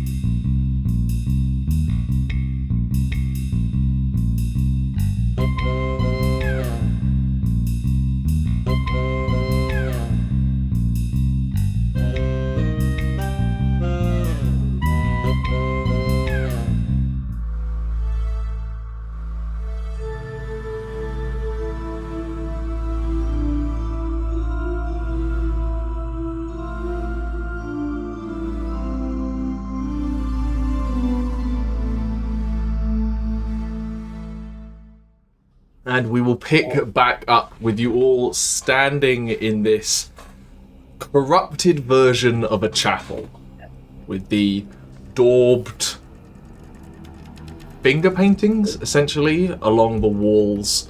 The thick black tallow candles knocked over, Dearc squashing a few of them into the ground by his warm presence, melting it in the puddles of blood. Cracked stonework, a headless corpse, and 2 other corpses laid out in their own vile blood. And the wind gently picking up outside, catching the flapping leathers that act as a curtain to this tent, just disturbed in the breeze. What would you like to do? Wipe my... Oh, my sword doesn't have any blood on it because it's on fire. Investigate. Yeah, have a I look around. want to look for secrets and stuff. I'll go to pick up the little geode and then like have a quick look at it and pass it to Aderyn. Yeah, you take a look at this geode, Arquen. It is kind of... It's interesting. It's not a stone that you instantly recognise. You're not much of a stone person anyway. If you had to place it, you would probably place it in the Jade family. But that's just seemingly common knowledge to you. You're not entirely sure why you have an affinity with Jade, but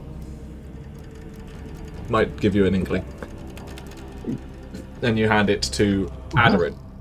Balrick, what particularly are you looking for around this room? There's like some... I'm looking around the altar. Yep. And towards that end of the room, mainly where it looks like the priest, I'm going to say. I spent the most time looking for secret compartments or secret Sure. writings or anything that gives information or stuff. Roll me an investigation check.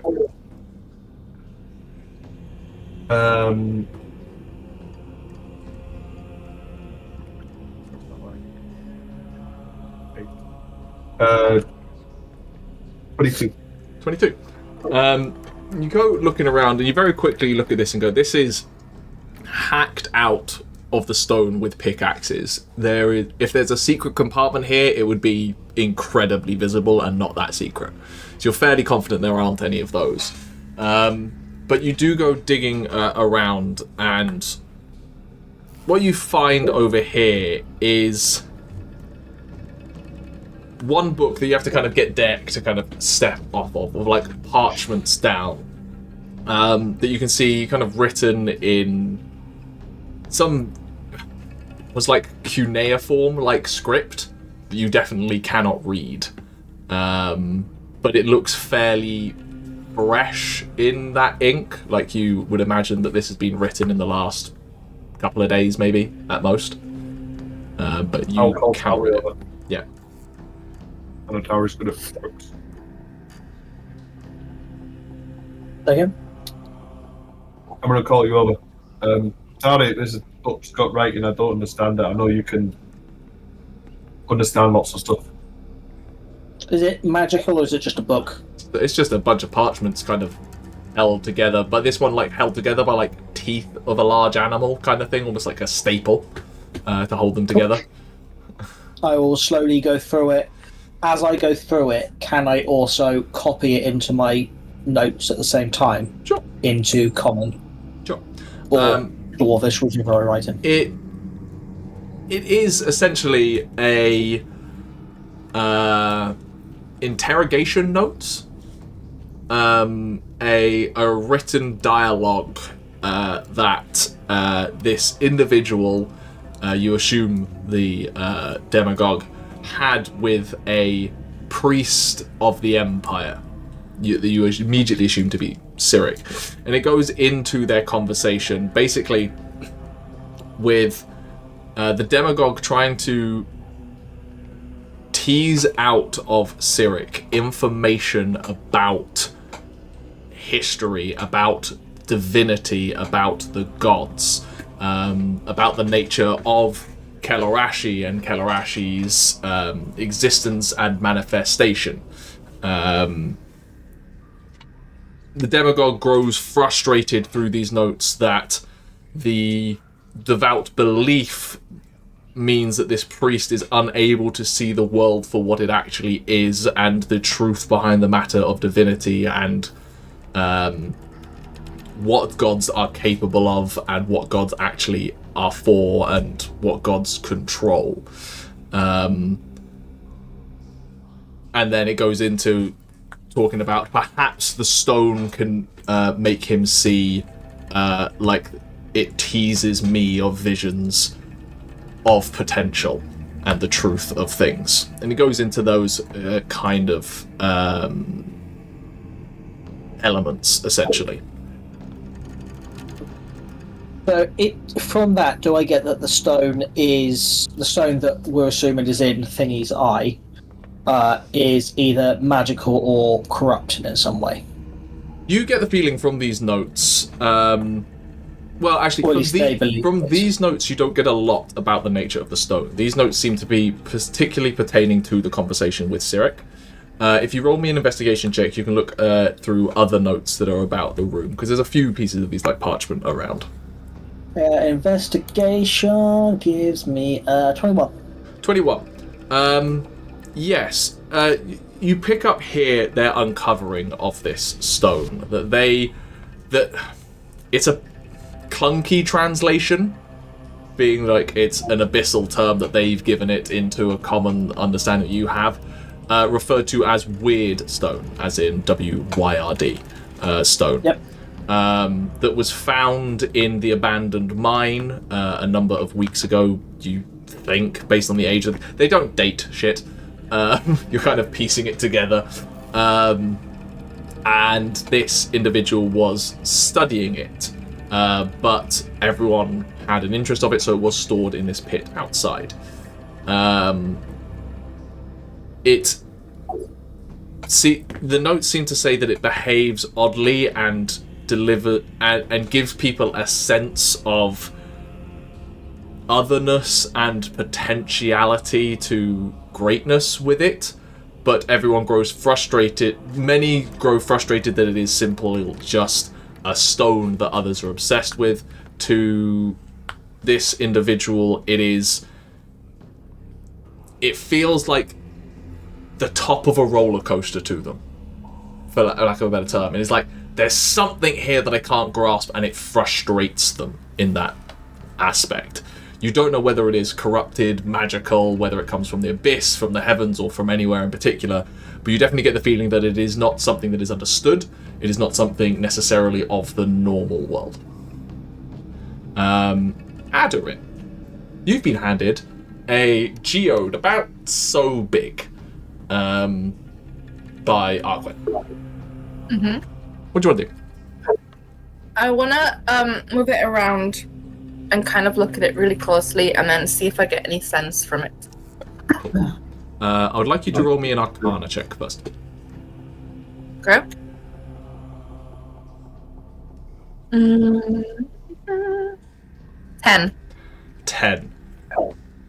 Take a look at this thing, and at first glance to you, it looks like a geode of jade, which is not a thing. Like, jade is a stone, not a crystal. It doesn't form a geode. So in itself, it's weird. Not that you really know that.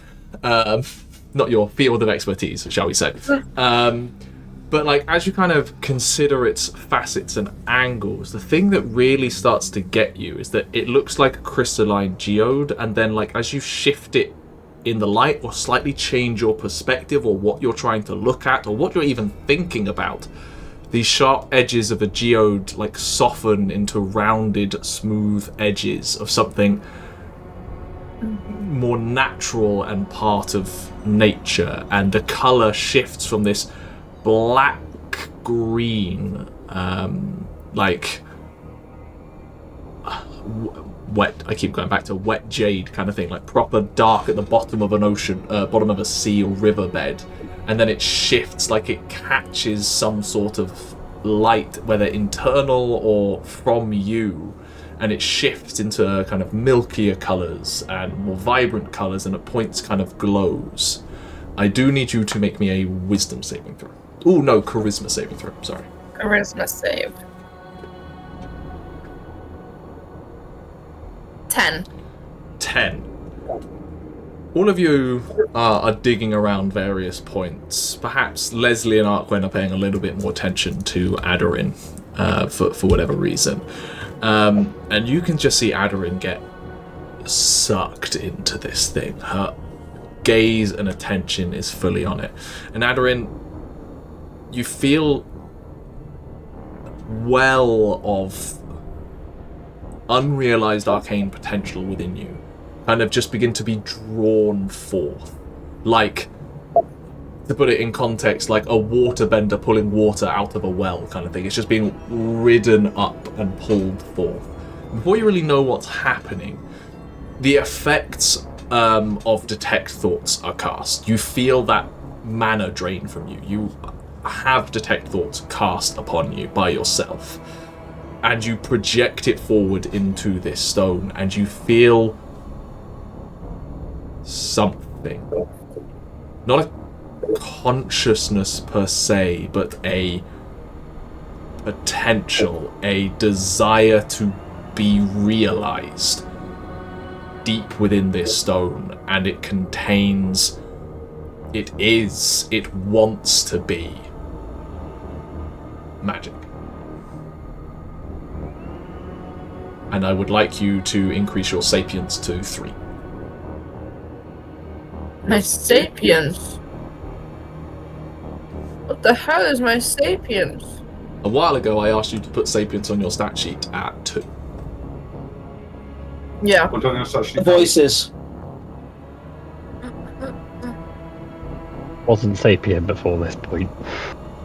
Sapience, now 3. Can I try and, like, if I reach out with my mind as if to talk with the geode, does it feel like it's listening? Roll me an insight check.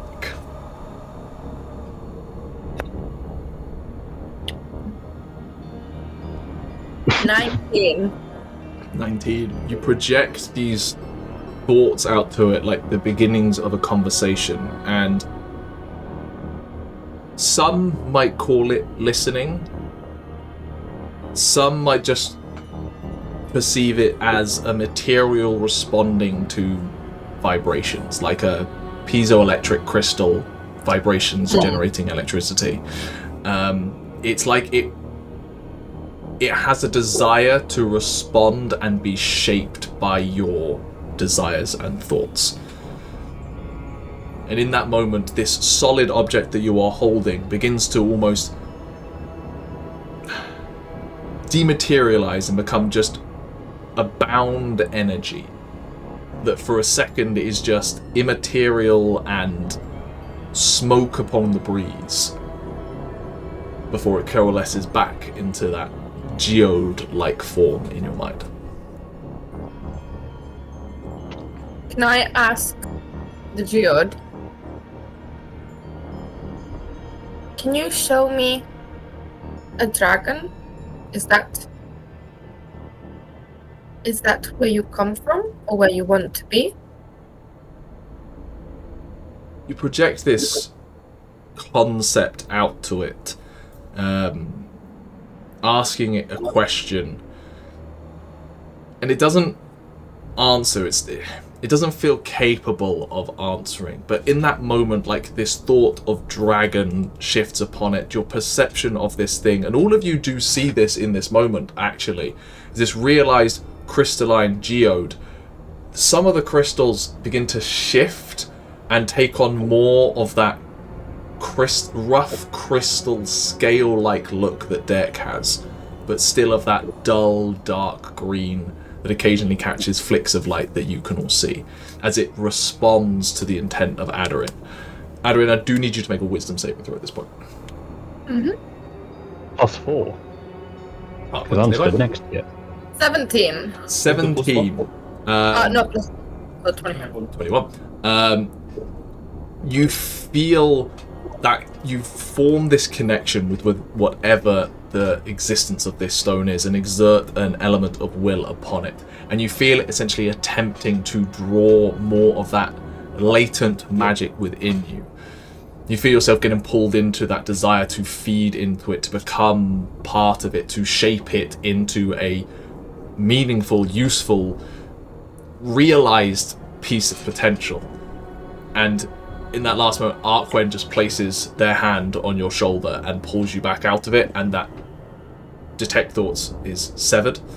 And you are kind of back in the room, as it were. That stone still occasionally shifting into that slightly different form for you in your eyes. No, wait. It was talking to me, listening.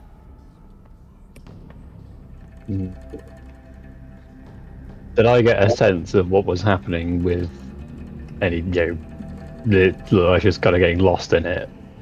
Yeah. I think perhaps this requires more meaningful, longer study. Perhaps if I just put some of my magic in it, maybe if I just cast something on it. And you can see her kind of like reaching out to it with like her free hand again. I'm gonna like just put my hand over it. Like, there will be time. Okay, but there must be more of this. We need it. Depends how much there is. Did you get a sense of what it is or where it comes from? Not where, but perhaps from dragons. I'm not sure. We should go to the pit. I would counsel you to be wary, Aderyn, because these creatures were drawn to it, revered it in some, and you've seen the destruction they have wrought, the suffering. But if it is from dragons, surely revering them is not a bad thing. Not in the Empire. If that's doing a lot of heavy lifting. But it showed me. Did you not see it? I saw you change it. I'm not sure if you revealed something or simply imposed your own will on it.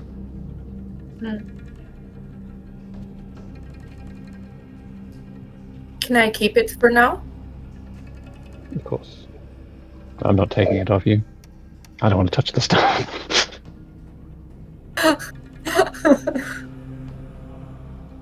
But yes, let's go find this pit. Anything else anyone else would like to do in the immediacy in this room, or is everyone heading over to the pit? I just want to double check. Anybody? I just want to double check we haven't missed anything that could be sold or could be useful. Yeah. Roll an investigation check. Yeah, that chest. Were you also looking? Yeah, I was going to look for some javelins and just odds and ends. So shall I roll with advantage, or do you want to roll separately? Yeah, go for it. You don't want me looking. Well, one was a 13, one was a 14, so 19. 19. No javelins in this room. There might be elsewhere in the camp, but this room does appear to be... You can take the kind of large blade that's like a piece of metal with two handholds punched out of it, or more, if you want to take it with you. But that's about it in this room. You can take that barbed lash if you really want. It is essentially just a whip at this point. But the thing that Tauri does particularly interest is that gemstone necklace around. Well, it's now kind of fallen off the floor. The guy's head came off. Like slumped to the floor on like a sinewy kind of cord necklace. Probably made out of tendons. It's not a great thing. But it does look like a piece of this It doesn't look like it's been broken off. So you don't think it's part of the geode over there, but it does look like it's been somewhat carved and had a few of these like cuneiform runes etched into it. Tauri, please roll me an Arcana check. Or if you want to cast Identify, you can just do that, actually. I forget you have Identify. How long are we willing to wait? Identify takes 10 minutes. If you're going to do that, I'll fuck off to find javelins. Roll me an Arcana check for the quick, and you can identify after anyway. Yeah, that's a natural one, so I find jack shit.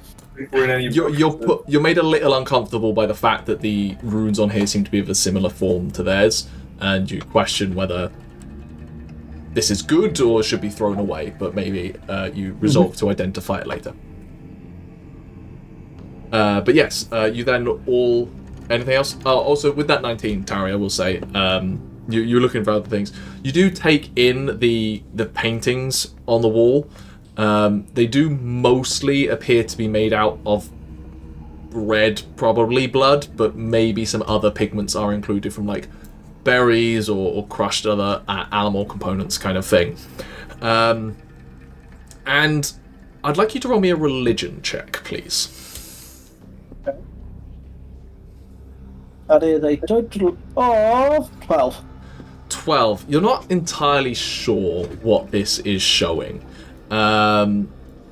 It depicts 8 kind of figures.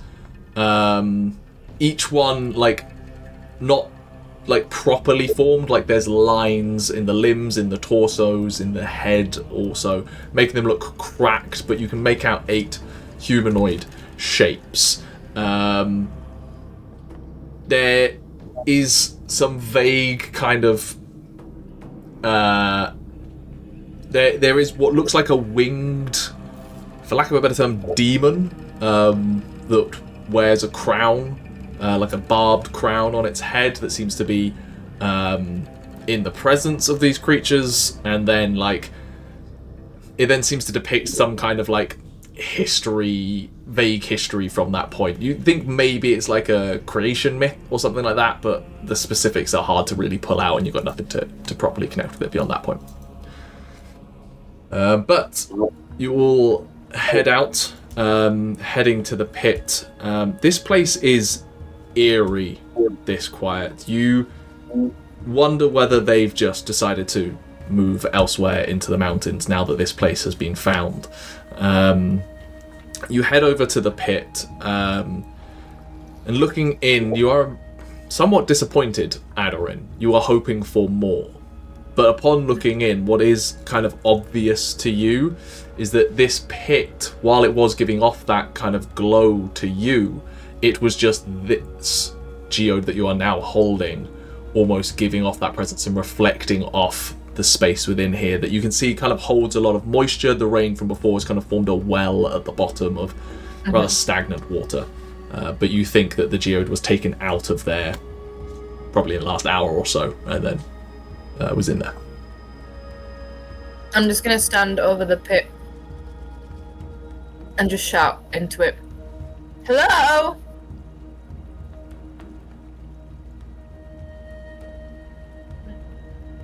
Completely empty now. It's just a hole.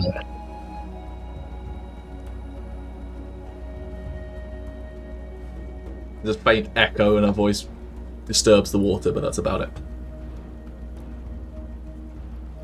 Maybe it's for the best. Let's we have enough to study at the very least. Well, you have enough to study. Arquen, looking around, you can find 4 javelins laid about the place. Hooray! Arquen, do you still sometimes hear the music?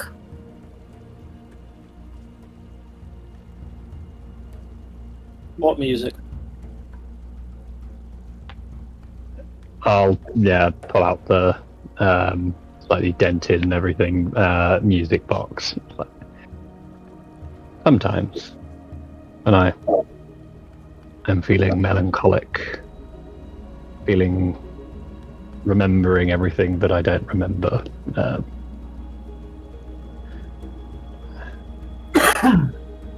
Remembering what I've lost. And you two still have things to study. That I do. I'm hoping there'll be answers once Amhrain calls on us again. Or maybe in Andamon.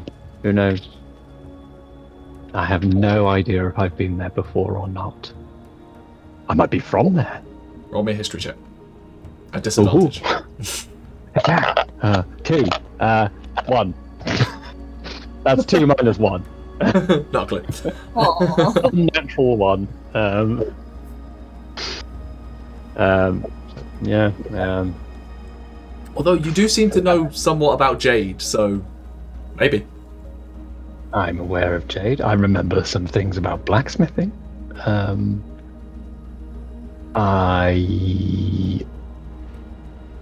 Presumably I have an accent that comes from... Does anyone here recognize my accent? Tauri, roll me insight. So anyone can roll me insight. Leslie's a man of the world. Lesley is. I rolled extremely high. Cool. 26. I actually rolled pretty well as well. 22. I think I also rolled 20. We all know exactly where he lived. No, I rolled a 9. Nobody said! To the what know his 3 family. words of the map?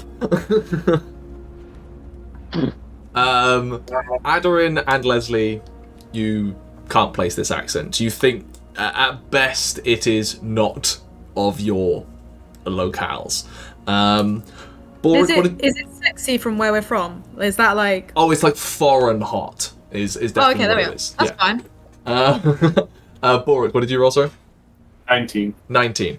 Balrick and Tauri, But it's so. both somewhat Aderyn got involved. 22 as well. Yeah, Aderyn's from the south. It doesn't really work for Aderyn.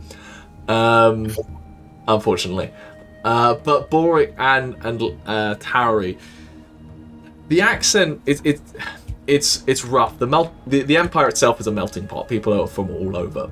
But Looking at my entire visage.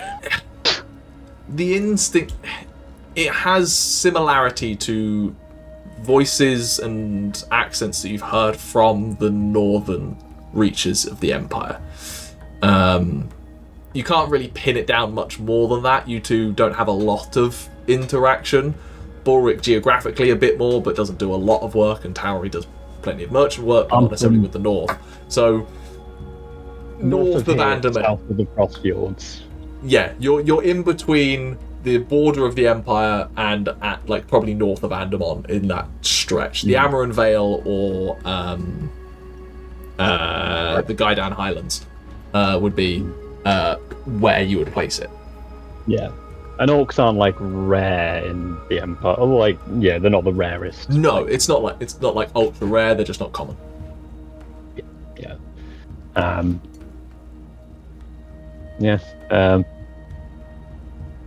Who knows?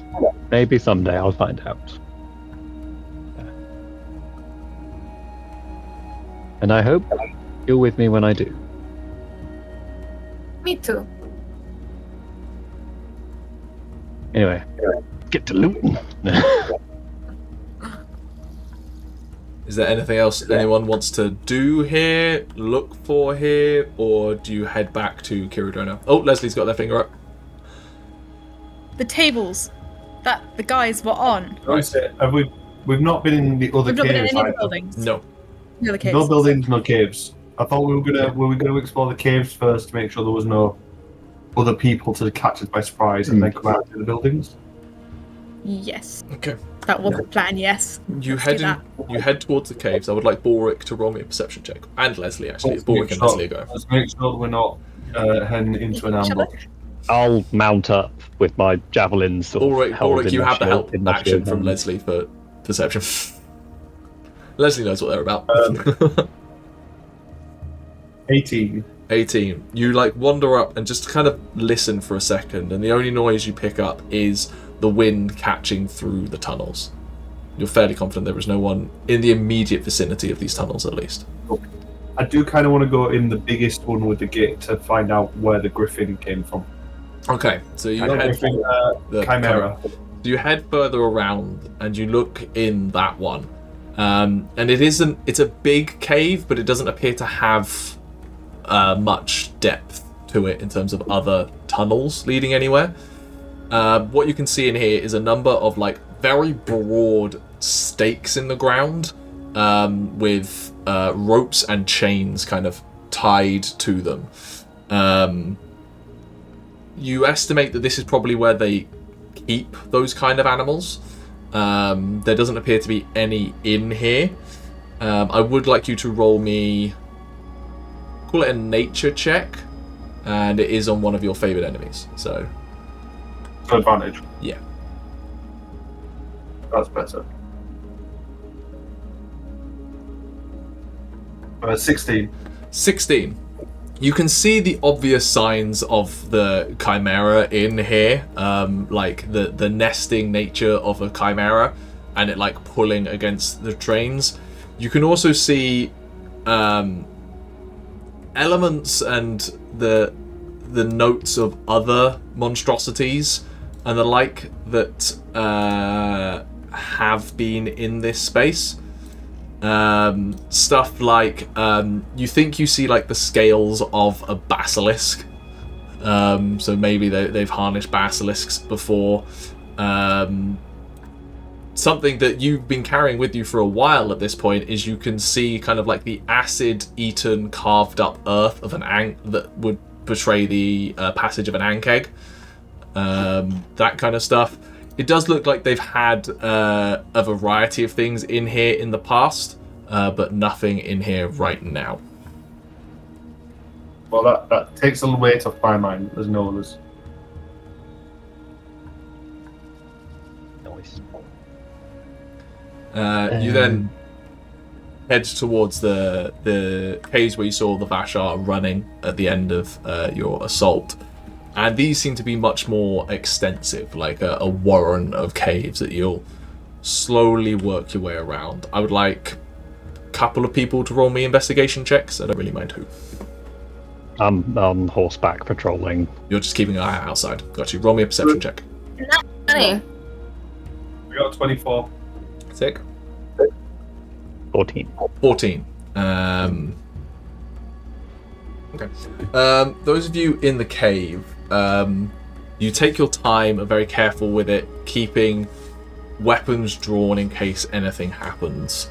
And you very quickly learn a number of things. First of all is like these caves, you reach a point where you can see that these caves extend out into the mountains and are possibly another way out that you assume they fled through. You could follow it as far as you want. That's up to you. The other things you do come across are what look like you come across a couple of rooms which have, unlike all of the others, doors. But they are doors to keep something in. You cautiously do open them a bit wider. None of them are fully shut. They're all kind of like ajar, kind of pushed to. And you can see that what these doors have on the outside is like the brackets for a wooden bar to be slammed down to stop it being opened out. And inside you see, honestly, a horrid room. It reeks of human waste, awful, discarded kind of meat and bone bits. And you take a look around and you can see in like one corner the half ripped open body of maybe you would estimate 6-7-year-old child, of the pale skin of a Vashar, dark lanky black hair that was like sweat scalped to their skin, bloody fingernails from seemingly like self-defense. Roll me an insight check or a medicine check, your choice.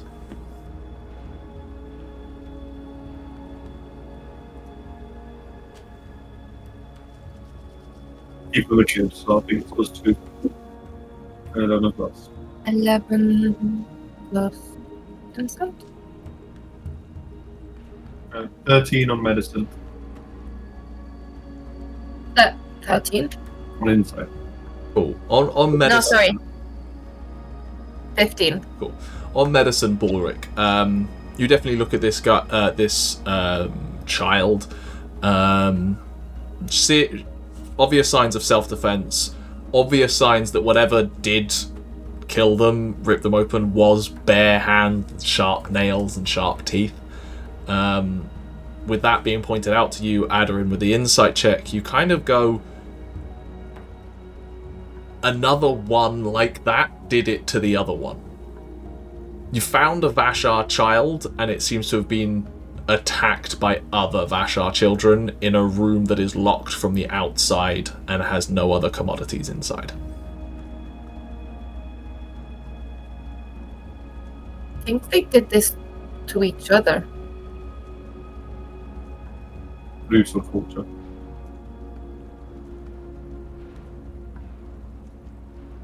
The door was ajar, wasn't it? Yes, and the bar that you see was like placed to, like thrown to the side, like very quickly, like unlocked essentially. Actually, it's a piece of wood with hinges, but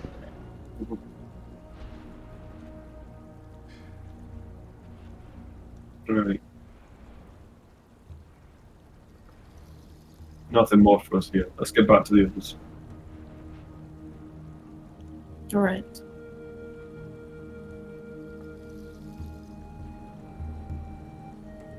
You'll meet up back outside, but Arquen, with your perception check, you were looking around, and you did catch just like up in the air, like something flying around. What disturbed you is the fact that like the shape up there, kind of a squat body, wings, but like the shadow that it passed, like down on the ground, was that of maybe a wolf? Maybe another. It didn't line up. It was not avian. no. I will relay this message to Balrick in particular. I don't think the Chimera's gone. Hey, it's probably taken up route nearby. We'll finish off quick and get out of here. We can hope it'll hunt down the rest of the Vashar. We reckon they've gone deeper into the mountains. Them tunnels go on for a while.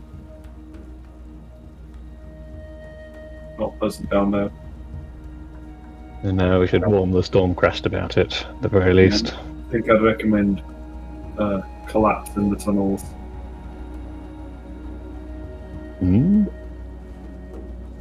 Tauri, do you have a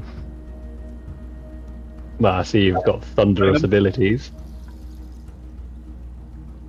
I mean, I can try. It would definitely would have heard when I set off for Thunderwave.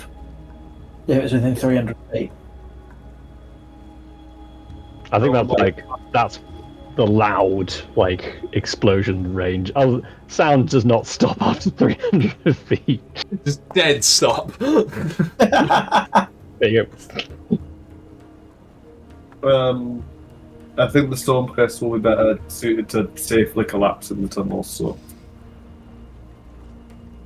but that'd be my recommendation for them. In which case, I recommend we do a final search of the camp for anything useful and Let Scarpa. them laid out. Eh? Well, if there's nothing else you want to pick up, you walk past the standing helmet of the former leader, and head back out the way you came. We did want to look at the other houses. Sorry, I missed that. You So what I mean is just do a real quick sort of like check around, see if there's anything immediately useful like money and food and stuff. Just yeah, you kind of take a look around. Towards the south side of the camp is what looks like a storage facility, if nothing else, where a bunch of stuff has been put. Stolen goods from the village are stored there. Some not refrigerated meat that was clearly hunted or anything around here. Balrick, your immediate eyes on that is it is not human meat. It does appear to be animal. Some of it is monster meat, which you know can be debatable whether you should eat it or not. It's non-refrigerated. It's all off. It's all rotten. I'm immune to disease. The one building that does kind of unsettle you is where you saw the villagers who went feral being kept. You can see upon entering it that it is a torture chamber. There are all manner of torture devices stored on the walls, kind of stone tables, wooden tables with straps and everything tied down. Like, these guys are a brutal, simplistic culture. The one thing they seem to have developed is the concept of torture. Tauri is someone investigating and just interested in text more than anything. What you do find is kind of text on them, and your comprehend language is still up. Essentially, a lot of what went into their development of, I hate to use the word, craft, was them trying to see whether they could do what you fear and turn people and essentially replicate what they are. Create more in a different way. It doesn't seem like in any capacity they were close to achieving that. There are notes that from the individuals that worked within here that they hoped that this weird stone would give them new avenues that could potentially achieve such a thing. But it was basically the closest they came to recreating a Vashar was sending someone insane through pain. But that's what you get.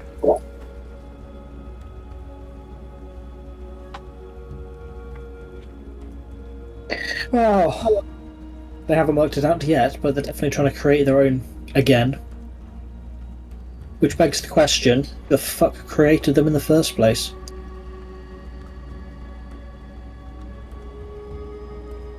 Monsters. No monsters. Yeah. Who knows where monsters come from?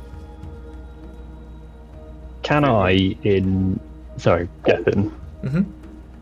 Can I, using my channel divinity and any amount of spell slots you want me to use, essentially have this building be reclaimed by nature in the vines and everything growing up the pillars and cracking them, and basically I want to destroy this place with nature. This one building, you can maybe like a focal point to one day spread. Yeah, that's essentially what you do. Is, and you very much like this ground is quite barren, but you just invoke this, and roots and like saplings just seem to burst forth and germinate and sink into the stonework of this, and you immediately see them like working through. This doesn't have cement, it's stone stacked on stone, which means they're very easy to just worm through these crevices. And while it doesn't bring it down immediately, you can feel it creaking, and you know that you have enacted the will of a patron you don't fully understand to reclaim a space that has been despoiled. Yeah, I think specifically what he did when he did it was like drive his sword into the earth and just start like invoking it. Mm-hmm. Yeah. Is there anything else anyone would like to do here? I was going to suggest we burn it down, but I think that's a lot nicer. I'm hoping it'll reclaim the rest once it spreads. Perhaps over time. It'll take a long time for the rot to clear out. Yeah. Meanwhile, let us clear out. Oh. There is no usable food, is there? Well, no, that's not true. There is some preserved stuff. that came from the village. But like you can pick up a lot of what was taken from the village and take it back. Well, not I think some. because I see a wagon there. Yeah. I see a wagon there. I want to load up as much of the preserved stuff as I can, and then whistle for Ximori, who I assume is just now getting out. Maybe it has a bear trap hanging off their leg. Yeah. Just even up, and it's like bounding down. And just go like, come on. You load up some other things as well. They have some like beams of wood and like prepared metalwork they stole as well, that you know will be helpful in rebuilding Kiradona. Cool. Well, you load up and head back to town. By the time you get back, it's probably mid-afternoon. At this point, the day has gone on a bit from you, but certainly has felt worthwhile. You come back to see Cyric has recruited a lot of the town to help rebuild the chapel, partially because it gives them something meaningful to do, to not think about everything that happened. And as he sees you come down, he like walks out towards you, seeing you now with another cart to go with your other one that you have. He's like, friends, it is excellent news to see you return relatively unharmed. A few of you look a little bloody, but seemingly gone well, I hope.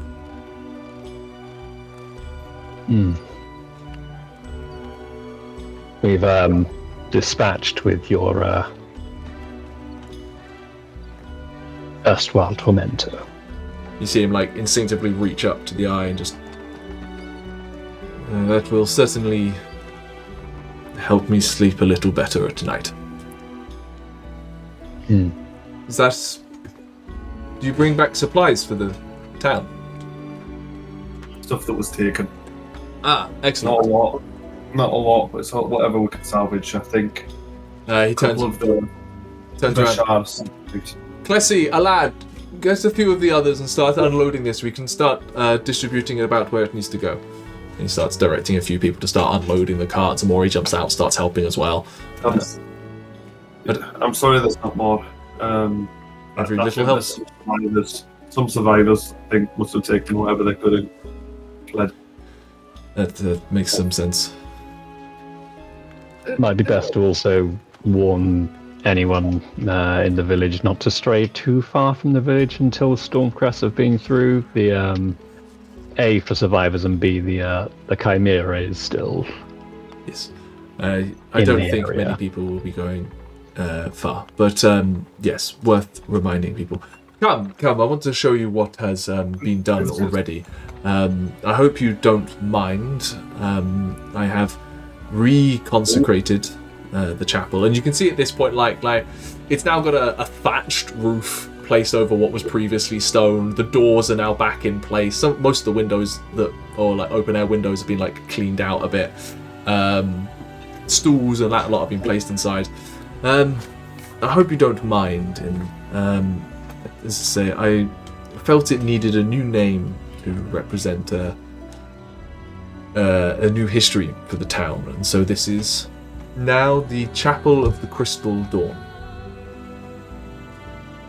Hopefully the church can send a new minister, new priest out here in due course to guide the villagers, and by then hopefully the roof will be back on. Hopefully. May I try something with you? Certainly. It's to do with your eye.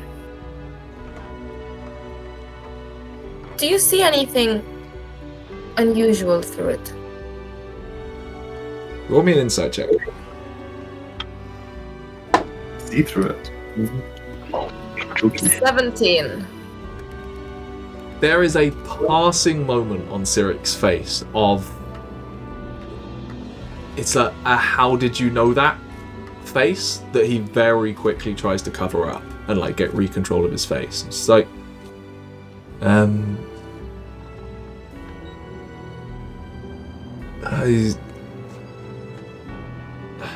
don't... Please, There is no judgment or fear. You know me. I am an expert in the field of draconic studies, and I think it may be related. You think the... He does think I'm an expert, just saying. He does. I'd forgotten about that. Let's see. Okay. I definitely see... It's hard to explain. Like, well, I have lost an element of sight. I feel like I see things a little bit clearer, a little bit more true to what they were than before. You saying it's coming from the dragoness? Perhaps she's providing some protection or guidance in this moment. It's a working theory. Do not trust that as of yet, but if you don't mind, I'm gonna get the geode out. Please, do not flinch. I would never harm you. You have helped us. I consider you someone trustworthy. Roll me a persuasion. I merely wish... Okay.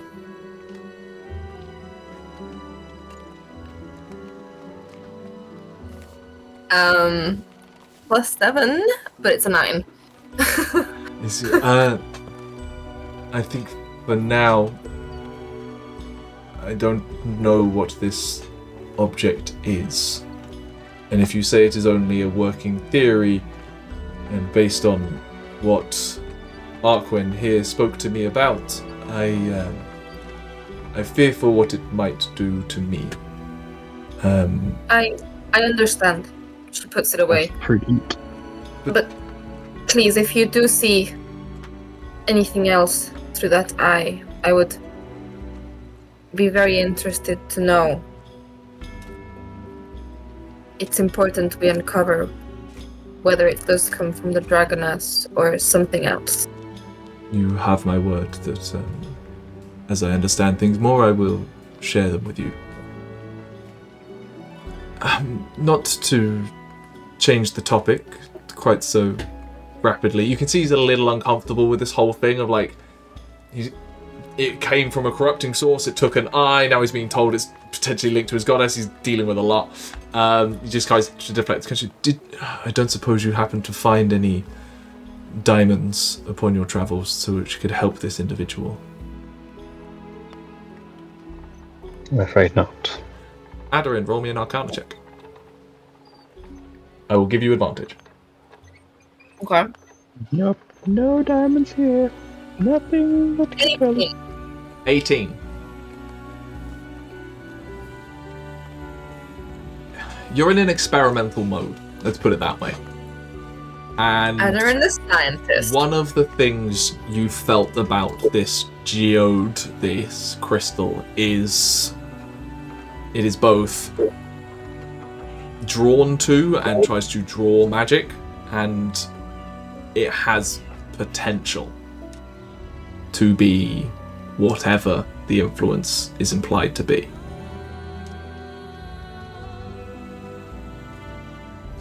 We did not find what you said, but I do believe this could help. I know you are wary of it, but it does channel power to some degree. Roll me a persuasion check. A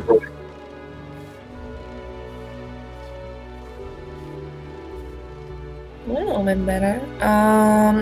14. I will be honest, I am... And you get advantage because he is really in a pinch here. That's the DC. And I am an expert. That's what the Yeah. DC is. Which, it was a mid-range DC, so we are fine. It looks... I am loath to leave this poor individual without proper care and attention. And I am also deeply against the idea of us transporting them along with us in their current state. So, if the worst were to happen, perhaps we are capable of putting out of their misery. instead. I do not think I will need all of this. This is quite a large object, and if I'm honest, the amount of diamond needed for this spell is a mere sprinkling of dust. But if you're capable of taking a small chunk off, we can try. Have a smith. That is for the best, for I would not want to lose it all until I've studied it further. Arquen, did you say maybe you were a blacksmith in the past? Could you try? Get me a chisel, and I think I've got a marking chisel actually. If nothing else, someone can provide it to you from the town. I also have an entire jeweler's kit. I would like you to make me a blacksmithing tools check, please, with dexterity. With dexterity. Just a small chunk. It's my precious. Am I receiving help from anyone? Man, 2 campaigns, and in one campaign Chris was Gollum, and in this campaign Sarah's Gollum. Tauri's the fool. Much better. 21. 21. There is a brief burst of impossible light, a color that you don't quite, your brain doesn't register, as you take off a small cluster of geodes from the side, and he looks at it and goes, it seems of a commensurate weight, at least. We can see what this does. He wanders over to this broken town member, kind of looks at them in the face, just goes,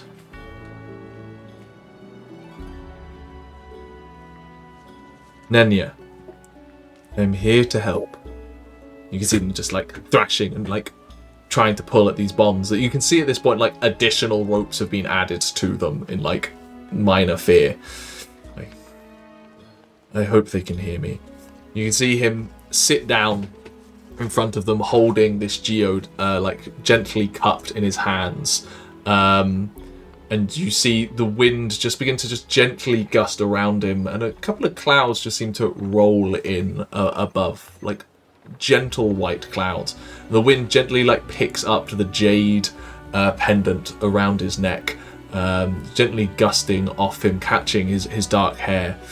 He speaks very calmly some words of Draconic, and you see the geode begin to just glow a vibrant green, a soft, calming green that just kind of self-contained. It doesn't glow out, and eventually just begins to fade into cloud and air, where that geode dissipates and then wafts towards the individual you now know to be Nenya, and just they breathe like in their feral thing, and this breath of air, this gentle rumble of thunder from the gathered soft clouds, and you can see their pupils just soften slightly. Their bared teeth go back behind gums as anger begins to fade from them, and they just kind of loosen muscles and slump against their bondings.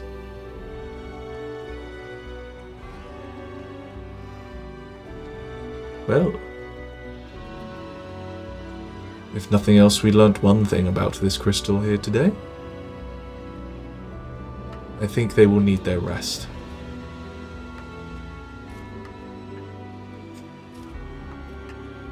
So, thank you for trusting it. I don't trust it yet, but it seems to at least channel her blessings for now. Which possibly gives me some hope as to what it's doing to me. Come, the saviors of the Dawn Fire, as the people here are calling you. What is the plan?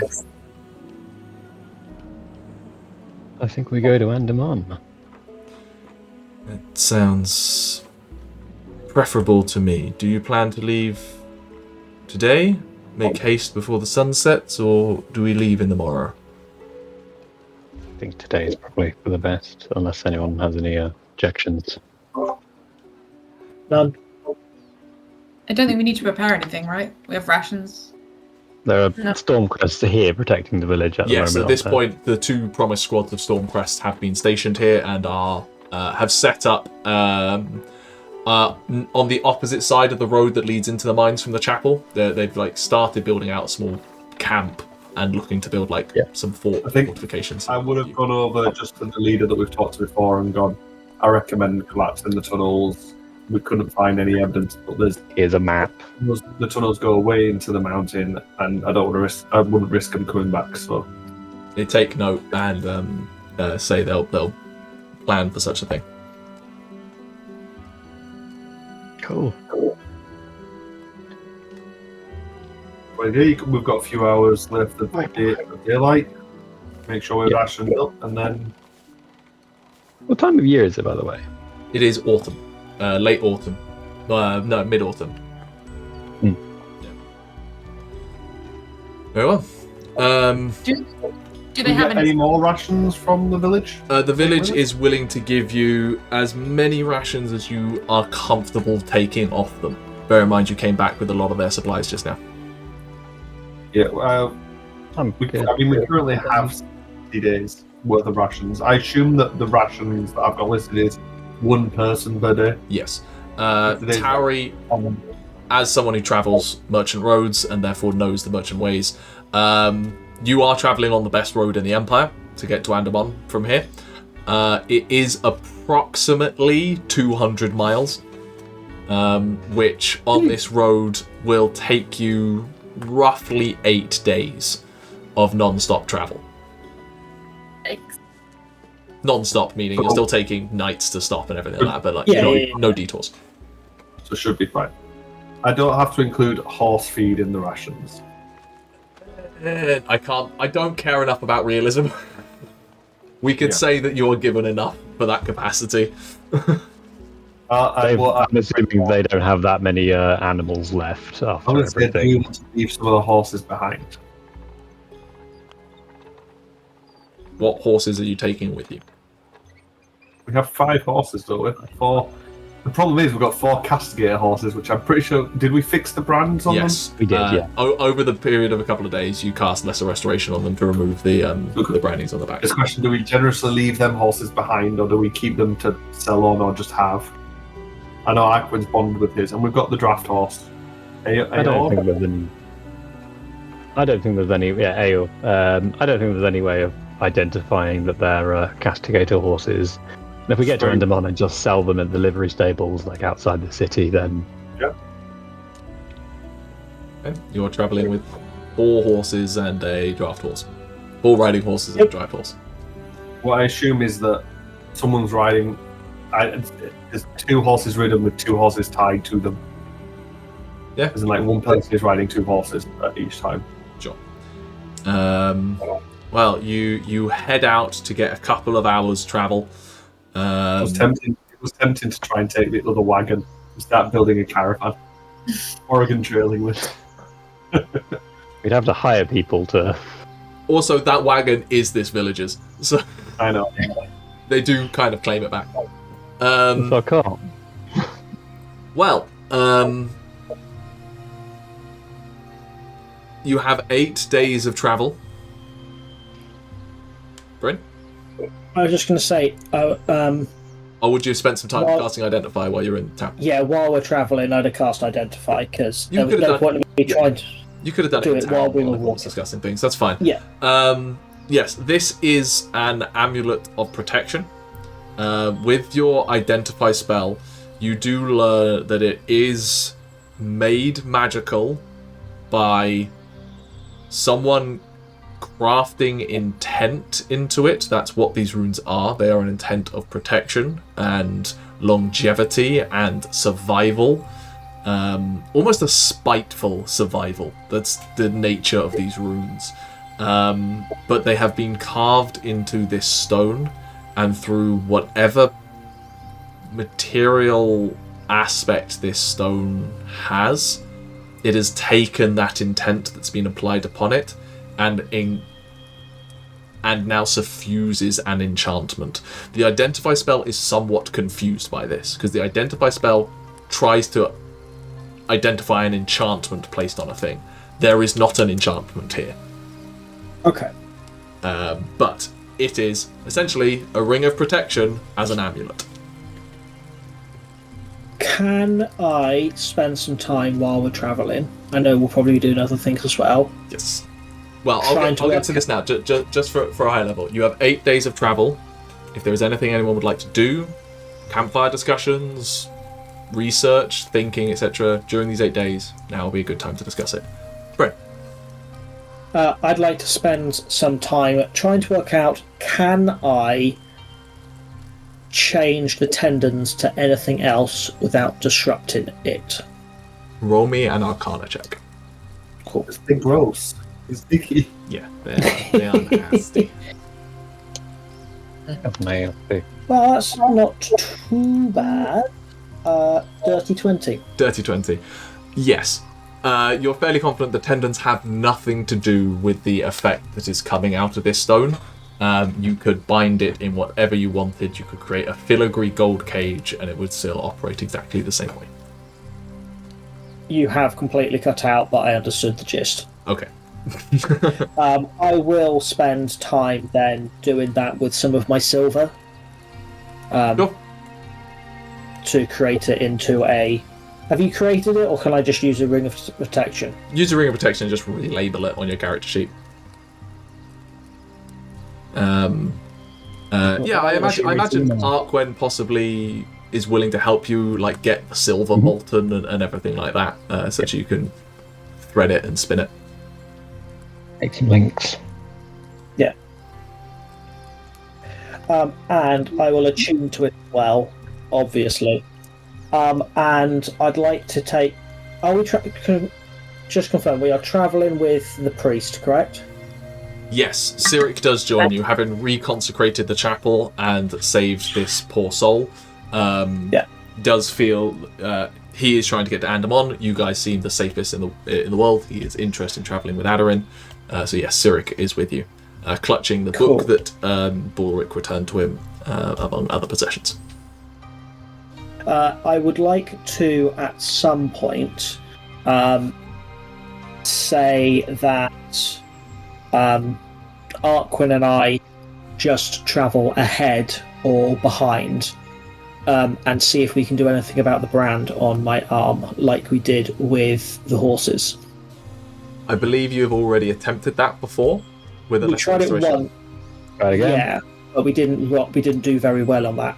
So we were just trying again to see if it was we were tired because it had just happened and everything else had gone on, or not. Certainly, during the trek, you attempt this at one point, and again, frustratingly, it is unable to be removed with the level of power that Arquen is able to infuse within it. Yeah, I think without rolling, you do think that the curing blessing that Cyric did of the individual who was broken, that spell would possibly clear this from you if you wanted to. Cool. Well beyond my powers. Could I 17th level? Put in, just want to say, I'm going to start a second journal for runes and stuff. Mm-hmm. Right, and copy down the runes from this necklace to see whether in the future I can try and recreate it. Certainly, you can easily copy them down. You are distinctly aware you're copying down Infernal. What esoteric languages do you know? So I speak fluently Common, Draconic, and Dwarvish, but obviously I can cast Comprehend Languages, which allows me to read and understand anything. That's fine. Roll me... But not speak it. Just roll me a history check. I want to see whether you would have come across other things in the past. History is a 21. 21. You have in the past come across things like Celestial as well, which seems to use a similar script of this like cuneiform aspect. Slightly different in presentation and exact writing structure and wording, obviously, but it does look like they both kind of come from quite ancient angles. Yeah. You have seen Abyssal written in common script. It can be done that way. So seeing it written in this aspect is quite odd for seeing a modern culture write it in old form.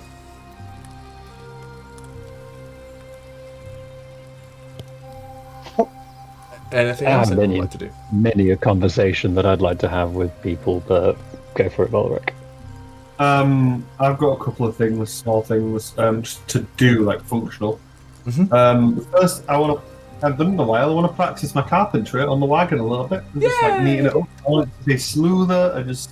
It's been through a lot. More aerodynamic. We're going to add a wing on the back. What I'm actually going to work towards, currently, like when I've got stuff that I need hidden, I just keep it under the seat. Yeah. I want an actual secret compartment. Okay. That's what I'm planning so cool. on. I want to. Okay. I'm just drawing plans now and measuring and like. We will. Space. I'm adopting. I discussed this with Bryn. I'm adopting the clock mechanic from Blades in the Dark for this kind of thing.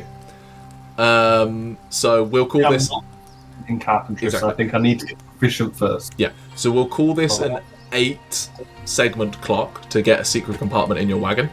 Roll me a intelligence check at this point. You're not proficient in carpentry, so it's just intelligence for scoping it out.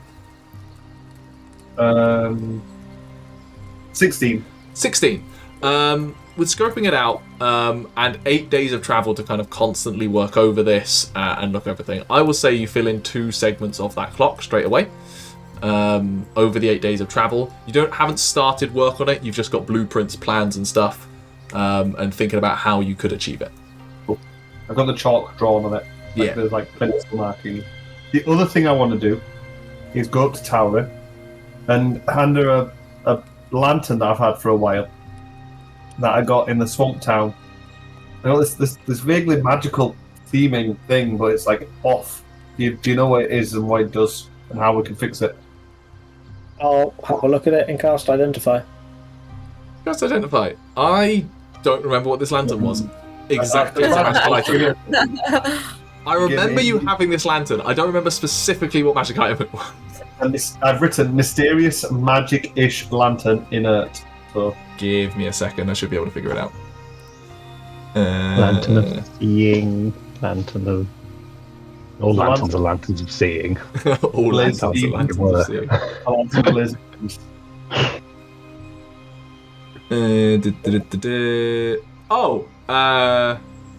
Yes, I know which one it was. Upon casting Identify on this Tauri, you can see that it has some very simple draconic runes within it that you very quickly understand their meaning. It is an ever-bright lantern that has essentially, at some point or another, for whatever reason, got dispelled, and some of the runes got deformed and kind of twisted. And so just a little bit of work to fix up the runes and kind of re-harden it, essentially. Should get it working again. Is that something I can spend time on in the evenings? Again, add in the copying the runes across, so I'm starting to build, like, in multiple languages, like a dictionary or a thing I for can the help runes. in the metalwork department of that. And I have a +1 enchanters set of tools on me. You do. So I would like you to roll me a... We'll make it an Enchanter's tool check. Are you proficient in Enchanter's tools at this point? I am not, so that's something that I made a note on my to-do list that I want to learn how to. 4-segment clock. It's not that complicated. You have a +1 from the tools that you've got. Arquen is helping you with the metalwork, and we will call it a dexterity check because you're trying to fix up the runes. So dexterity +1 with advantage. Just to confirm, because this is important, I'm a bard. You are jack of all add trades. half? It is not something you're proficient in. Half your proficiency bonus. That's why I thought I'd check. So it'll be +2, and I'm rolling with advantage from... So So +3. +3. And roll with advantage. Yep. Cool. Your dexterity. That's the plus. I only have a +1 for my dex. Okay. 22. 22.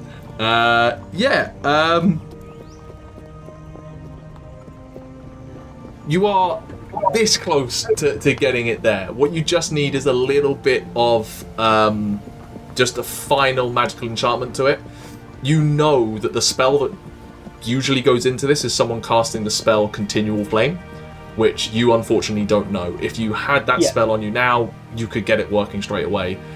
But it is a fairly...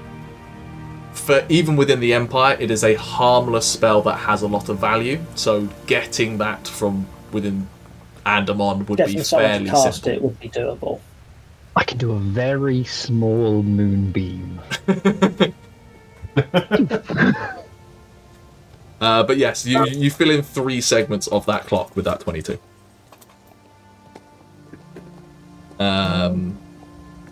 Anyone else have anything they would like to do? I think... Sorry, carry on, Aderyn. I was just going to say, I would like to continue practicing my Draconic with Tauri. I'll help you with that while I talk to you. I think I set up a clock for this. Give me a second. I think I may have already written down a clock.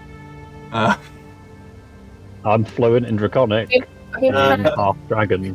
When is the whole party Yes, fluid? your Draconic clock is currently on 4 segments out of 8, because I think you were rolling really quite well early on. You now have multiple natives to the Empire around, whether they know it or not, and someone who speaks Draconic. So I would like you to make me an intelligence check. And with the amount of people around, we'll give you advantage. A Latin version. Yes, you're being taught Latin and modern Latin. 16? 18. 18, cool. Learning languages is quite difficult, so it does take time, but that does fill in another segment of your clock. And you are getting to the point that you can have very simple conversations at this point. I practice ordering a coffee with Dearc. You're ordering coffee from Dearc. It's like, what? You don't have that in Draconic. Gets up on the back of the wagon. I will say, Aderyn, at one point during this journey, you're all aware of this, as Cyric, every evening, every time you're not riding, he does pull out this, like, book that's not quite fully bound, lots of loose pages in it, that you have seen him carrying before. And at times, Aderyn, you're paying close enough attention to him due to the whole connection with the stone. He does appear somewhat concerned at points when he is reading the book. And like every so often going back to pages and like looking over them again.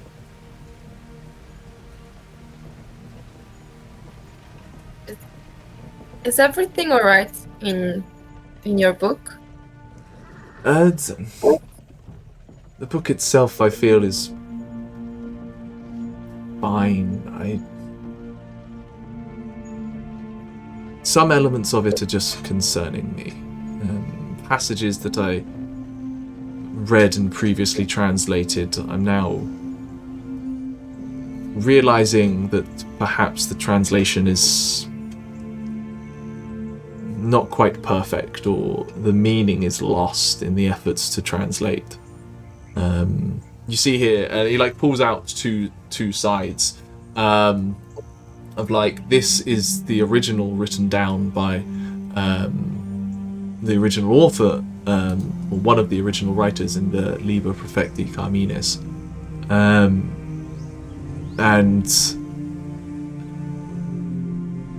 the original translation speaks, it translates out into kind of modern common as, and so they shall be crowned of 8, and they shall receive the boons of the 8 grand provinces, for they have no equal upon this mortal earth, child of the divine, blessed of greater blood, and so shall history remember them, the Emperor of 8. It's a fairly, not common, but a scripture quite held close by the imperial family as a glory future for the Empire. As I'm sure you know, that there are currently 7 grand provinces. This Scripture was actually only recently rediscovered in the last 6 months, year. And call me a conspiracy theorist, but I believe it is probably the impulse to the new crusade to attempt to once again claim that 8th province that has eluded the Empire so long. As someone who deals in ancient passages, I feel it is a little foolish to base the entire Empire's political strategy on a single passage from a book of prophecies, but who am I to doubt the will of the blood of Kelarachi? But you do not approve. There is many reasons that I left the army and chose the path of God instead. Not the goddess instead. If the translation is wrong, could you perhaps create a new one? I fear it is in my fate to do such a thing, but this is just a copy of the original script of the original ramblings of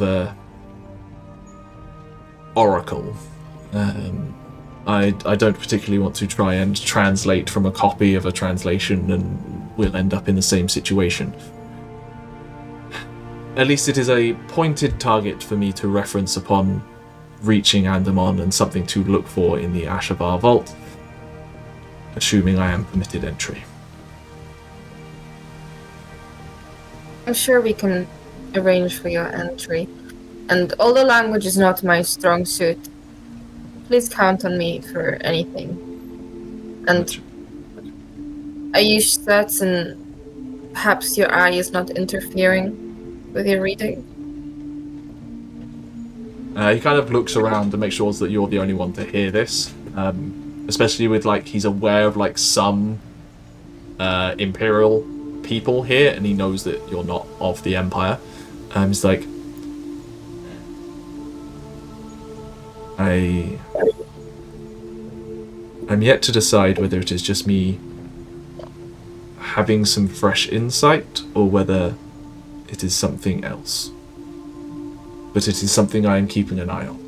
I do promise you. Pun not intended.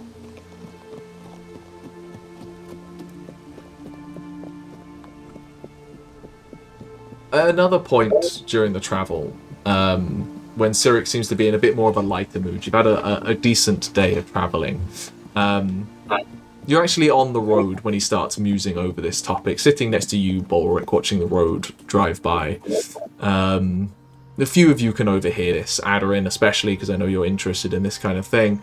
And he just starts talking about, have I ever spoken to you about the myth, the half-myth, the secret society, I believe I did, of the Order of Dragon Knights within the Jade Knight Church?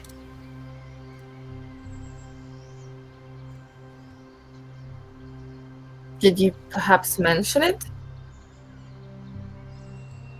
There have long been talks about it, and it came up in my research that I conducted for you once upon a time. And I have found some more reading in here. This book is just a scattering of research papers that I collected. I'm not sure how much I should be telling you, how much is truth, or how much is meant to have even been buried by the church, but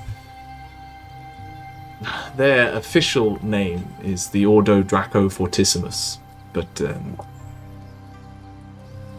Knights of the Dragons is a more colloquial term. They are rumoured to be a sect, a secretive group of protectors within the Jadenite Church that ensure the lives of dragons are undisturbed by the common folk, or by those that would seek to disturb their peace and interfere in their lives. Wandering Knights. I only bring it up because, Balrick, my dear fellow, Dearc is growing in size, and it won't be long before I think you could adopt the moniker.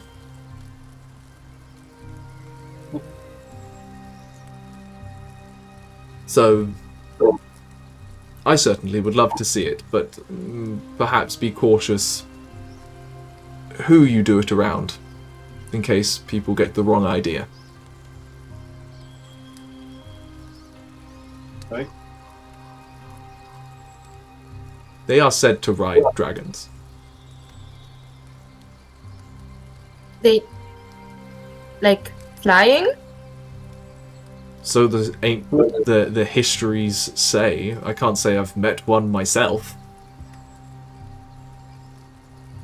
Can you imagine? That would be wonderful.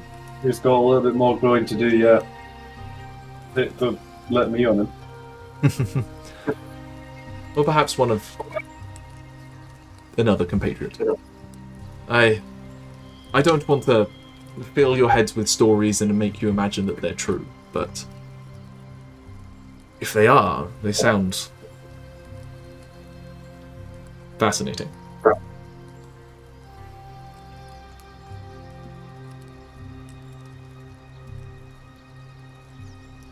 That, or you're a saint of the Dragoness, Balrick, and I don't entirely know what we're all going to do with that. Hasn't been a saint in centuries, now that I think about it. Not a new one, anyway. I am very saintly. No, you're not. You do drugs all the time. Saint Balrick. What? A, don't know what you're on about, and B, I put up with you guys. I think that's as saintly as it gets.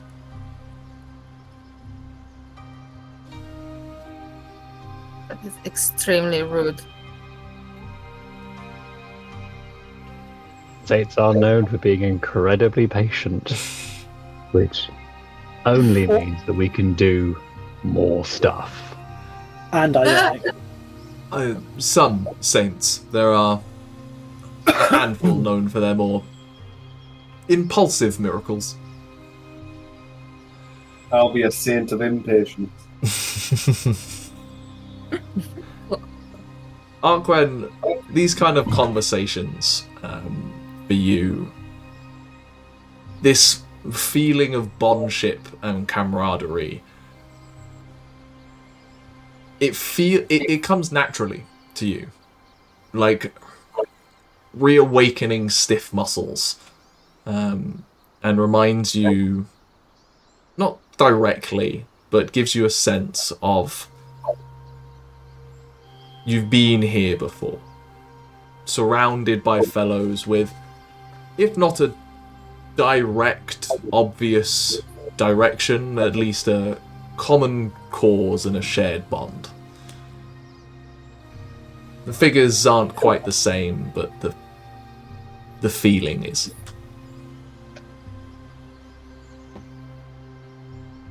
I think he just sort of has he sort of zoned out, 1,000-yard stare, imagining, remembering, or half remembering. He's just got his hand on the music box in his pocket.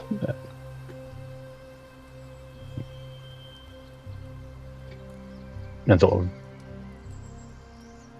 remembers where he is now and what's happened since then, or remembers what he can. And probably at that point sort of like snaps out of it a little bit with a bit of a like,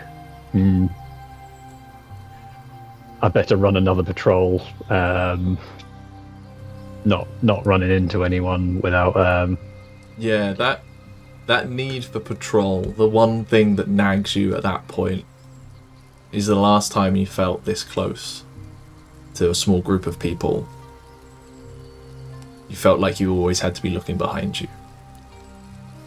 You were on the run from something. You're not on the run from something now, but you were. Maybe you still are. He sort of touches his neck and is a bit like, can only hope that whoever did this thought they finished the job.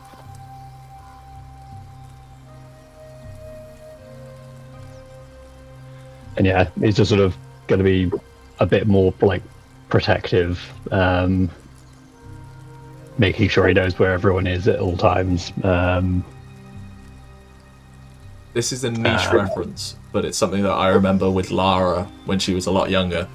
That she was a herding dog, so whenever we went out for walks with her and the other dogs, she would be constantly doing loops to bring everyone back together, and that's what I'm imagining Arquen doing on a horse. Or just when you're travelling, just making sure that no one falls too far behind, no one gets too far ahead, and just bringing everyone back together. Lesley, pitch closer to the camp. Walk and whiz, Lesley. Walk and whiz. Come on, we're still moving. We got places to be. You're not standing at the back of the wagon seeing how far you can see.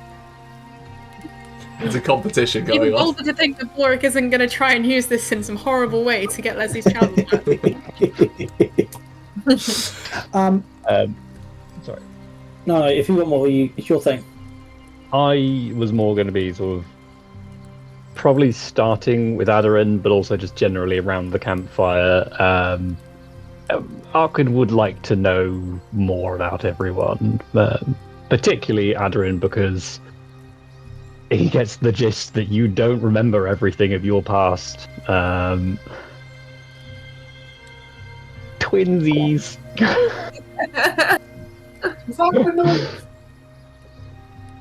It probably was the first thing I told him, let's be honest. Did I put no? I got memory loss. Yeah, kind of just figuring out where everyone's from, what kind of life they lived before they got here. Does Aderyn remember, or would Aderyn say whether she remembers like her childhood and sort of, is it more like da-da-da-da-da-da, blank space, da-da-da-da-da-da?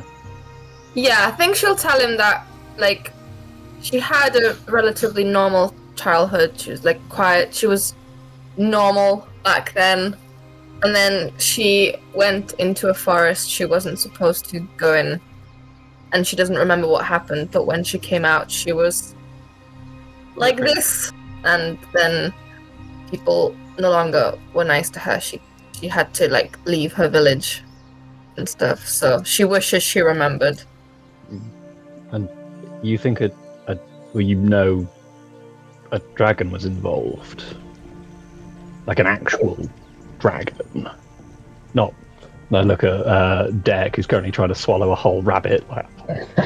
It's an actual dragon. Yes.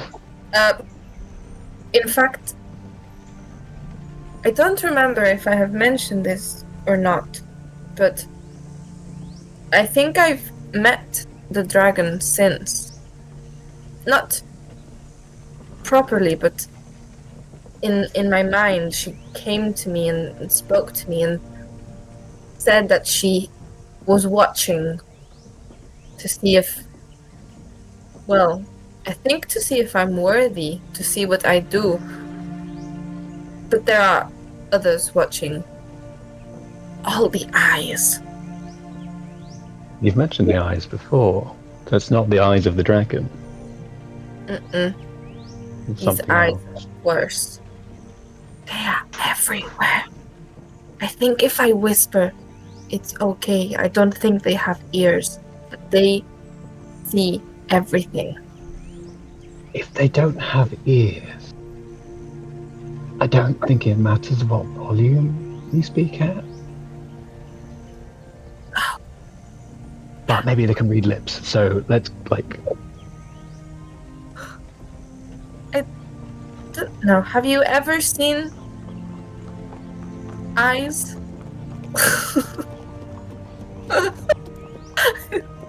You're gonna have to narrow it down, dear. They are like black and Like clusters?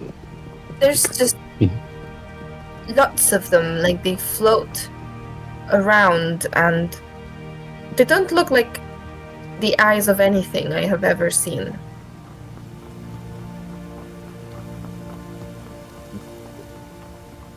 Are they like regular size? Or... They are. Some are small and some are bigger, but I don't know if the smaller ones are smaller because they are further away.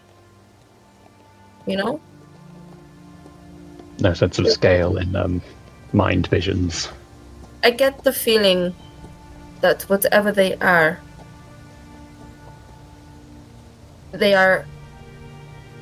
perhaps an enemy or perhaps a threat to the dragons. Or I don't think the dragon liked those eyes. And obviously you might not know, but are they watching you because you have something they want? Or do they have some kind of vested interest in you? I don't think I have anything except... Well, when I came out of the forest, I had... Was it a bracelet, Gethin? You had a icon on... Yeah, so it was like a bracelet. It was like an icon and like leather cords to make it a bracelet kind of thing. Yeah. This is the only thing... Well, I didn't have it before the forest, but I had it after. Do you think it's this they want? Do I recognise it in any way? Roll me a religion check. Ooh. I don't know what I'm going to... Ooh, I'm not that kind of paladin. Nah, 2. 2. You don't. What it looks like, though, is it looks like a circle made of chains, like links of a chain, and then at the compass points of it, essentially, are like black glass diamonds, or like 3D kites, like that kind of shape, that are like held within the chain links, essentially. There's nothing like in the center. It's like it's the ring and then a ring of like hedron shape. I can diamond. share you the image I rudely made and shared with Zara a while ago. Some kind of icon or protective symbol, something meant to contain something. I'm not that kind of paladin, my dear. I'm sorry. I know the forests, and I'm pretty good at medicine, and I'm apparently a very good, decent smith, as it turns out. But you don't remember anything at all from before. I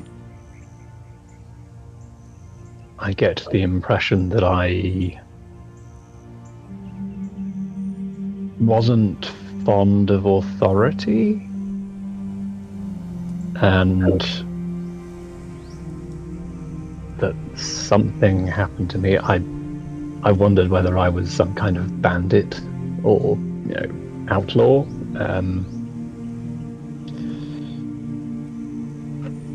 But I was quite clearly caught for something. I remember being with a group of people, not unlike ourselves.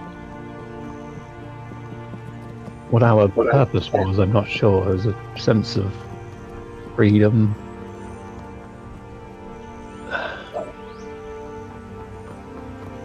But I also remember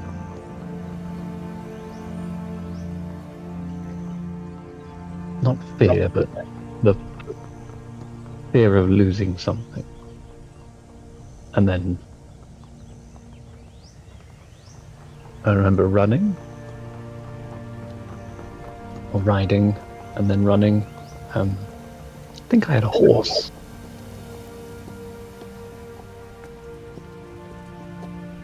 Could have been a camel. And then I remember waking up in a forest, an old barrow nearby where I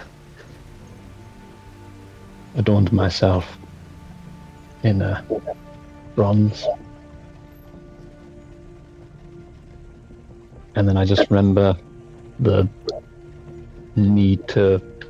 I remember the voice saying that I needed to help Amhrain, as it turns out, and a desire to start walking.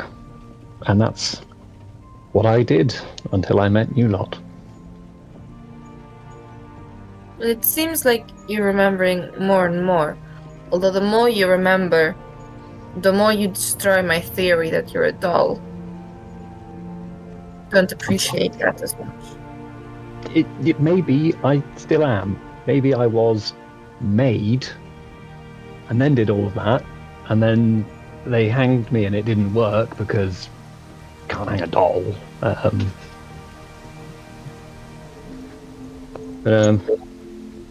know I made this, the music box,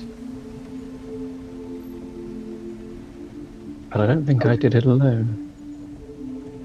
And I sort of flick it open, and there's that sort of like tinny enchanted version of like an elven dirge, and that single figure sort of like rotating inside. I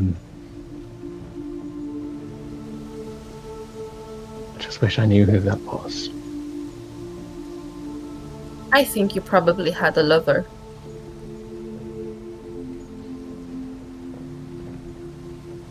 Hopefully you remember them soon. But at least with us, you're safe-ish, and I mean the only ones that really boss us around are Balrick and Tauri.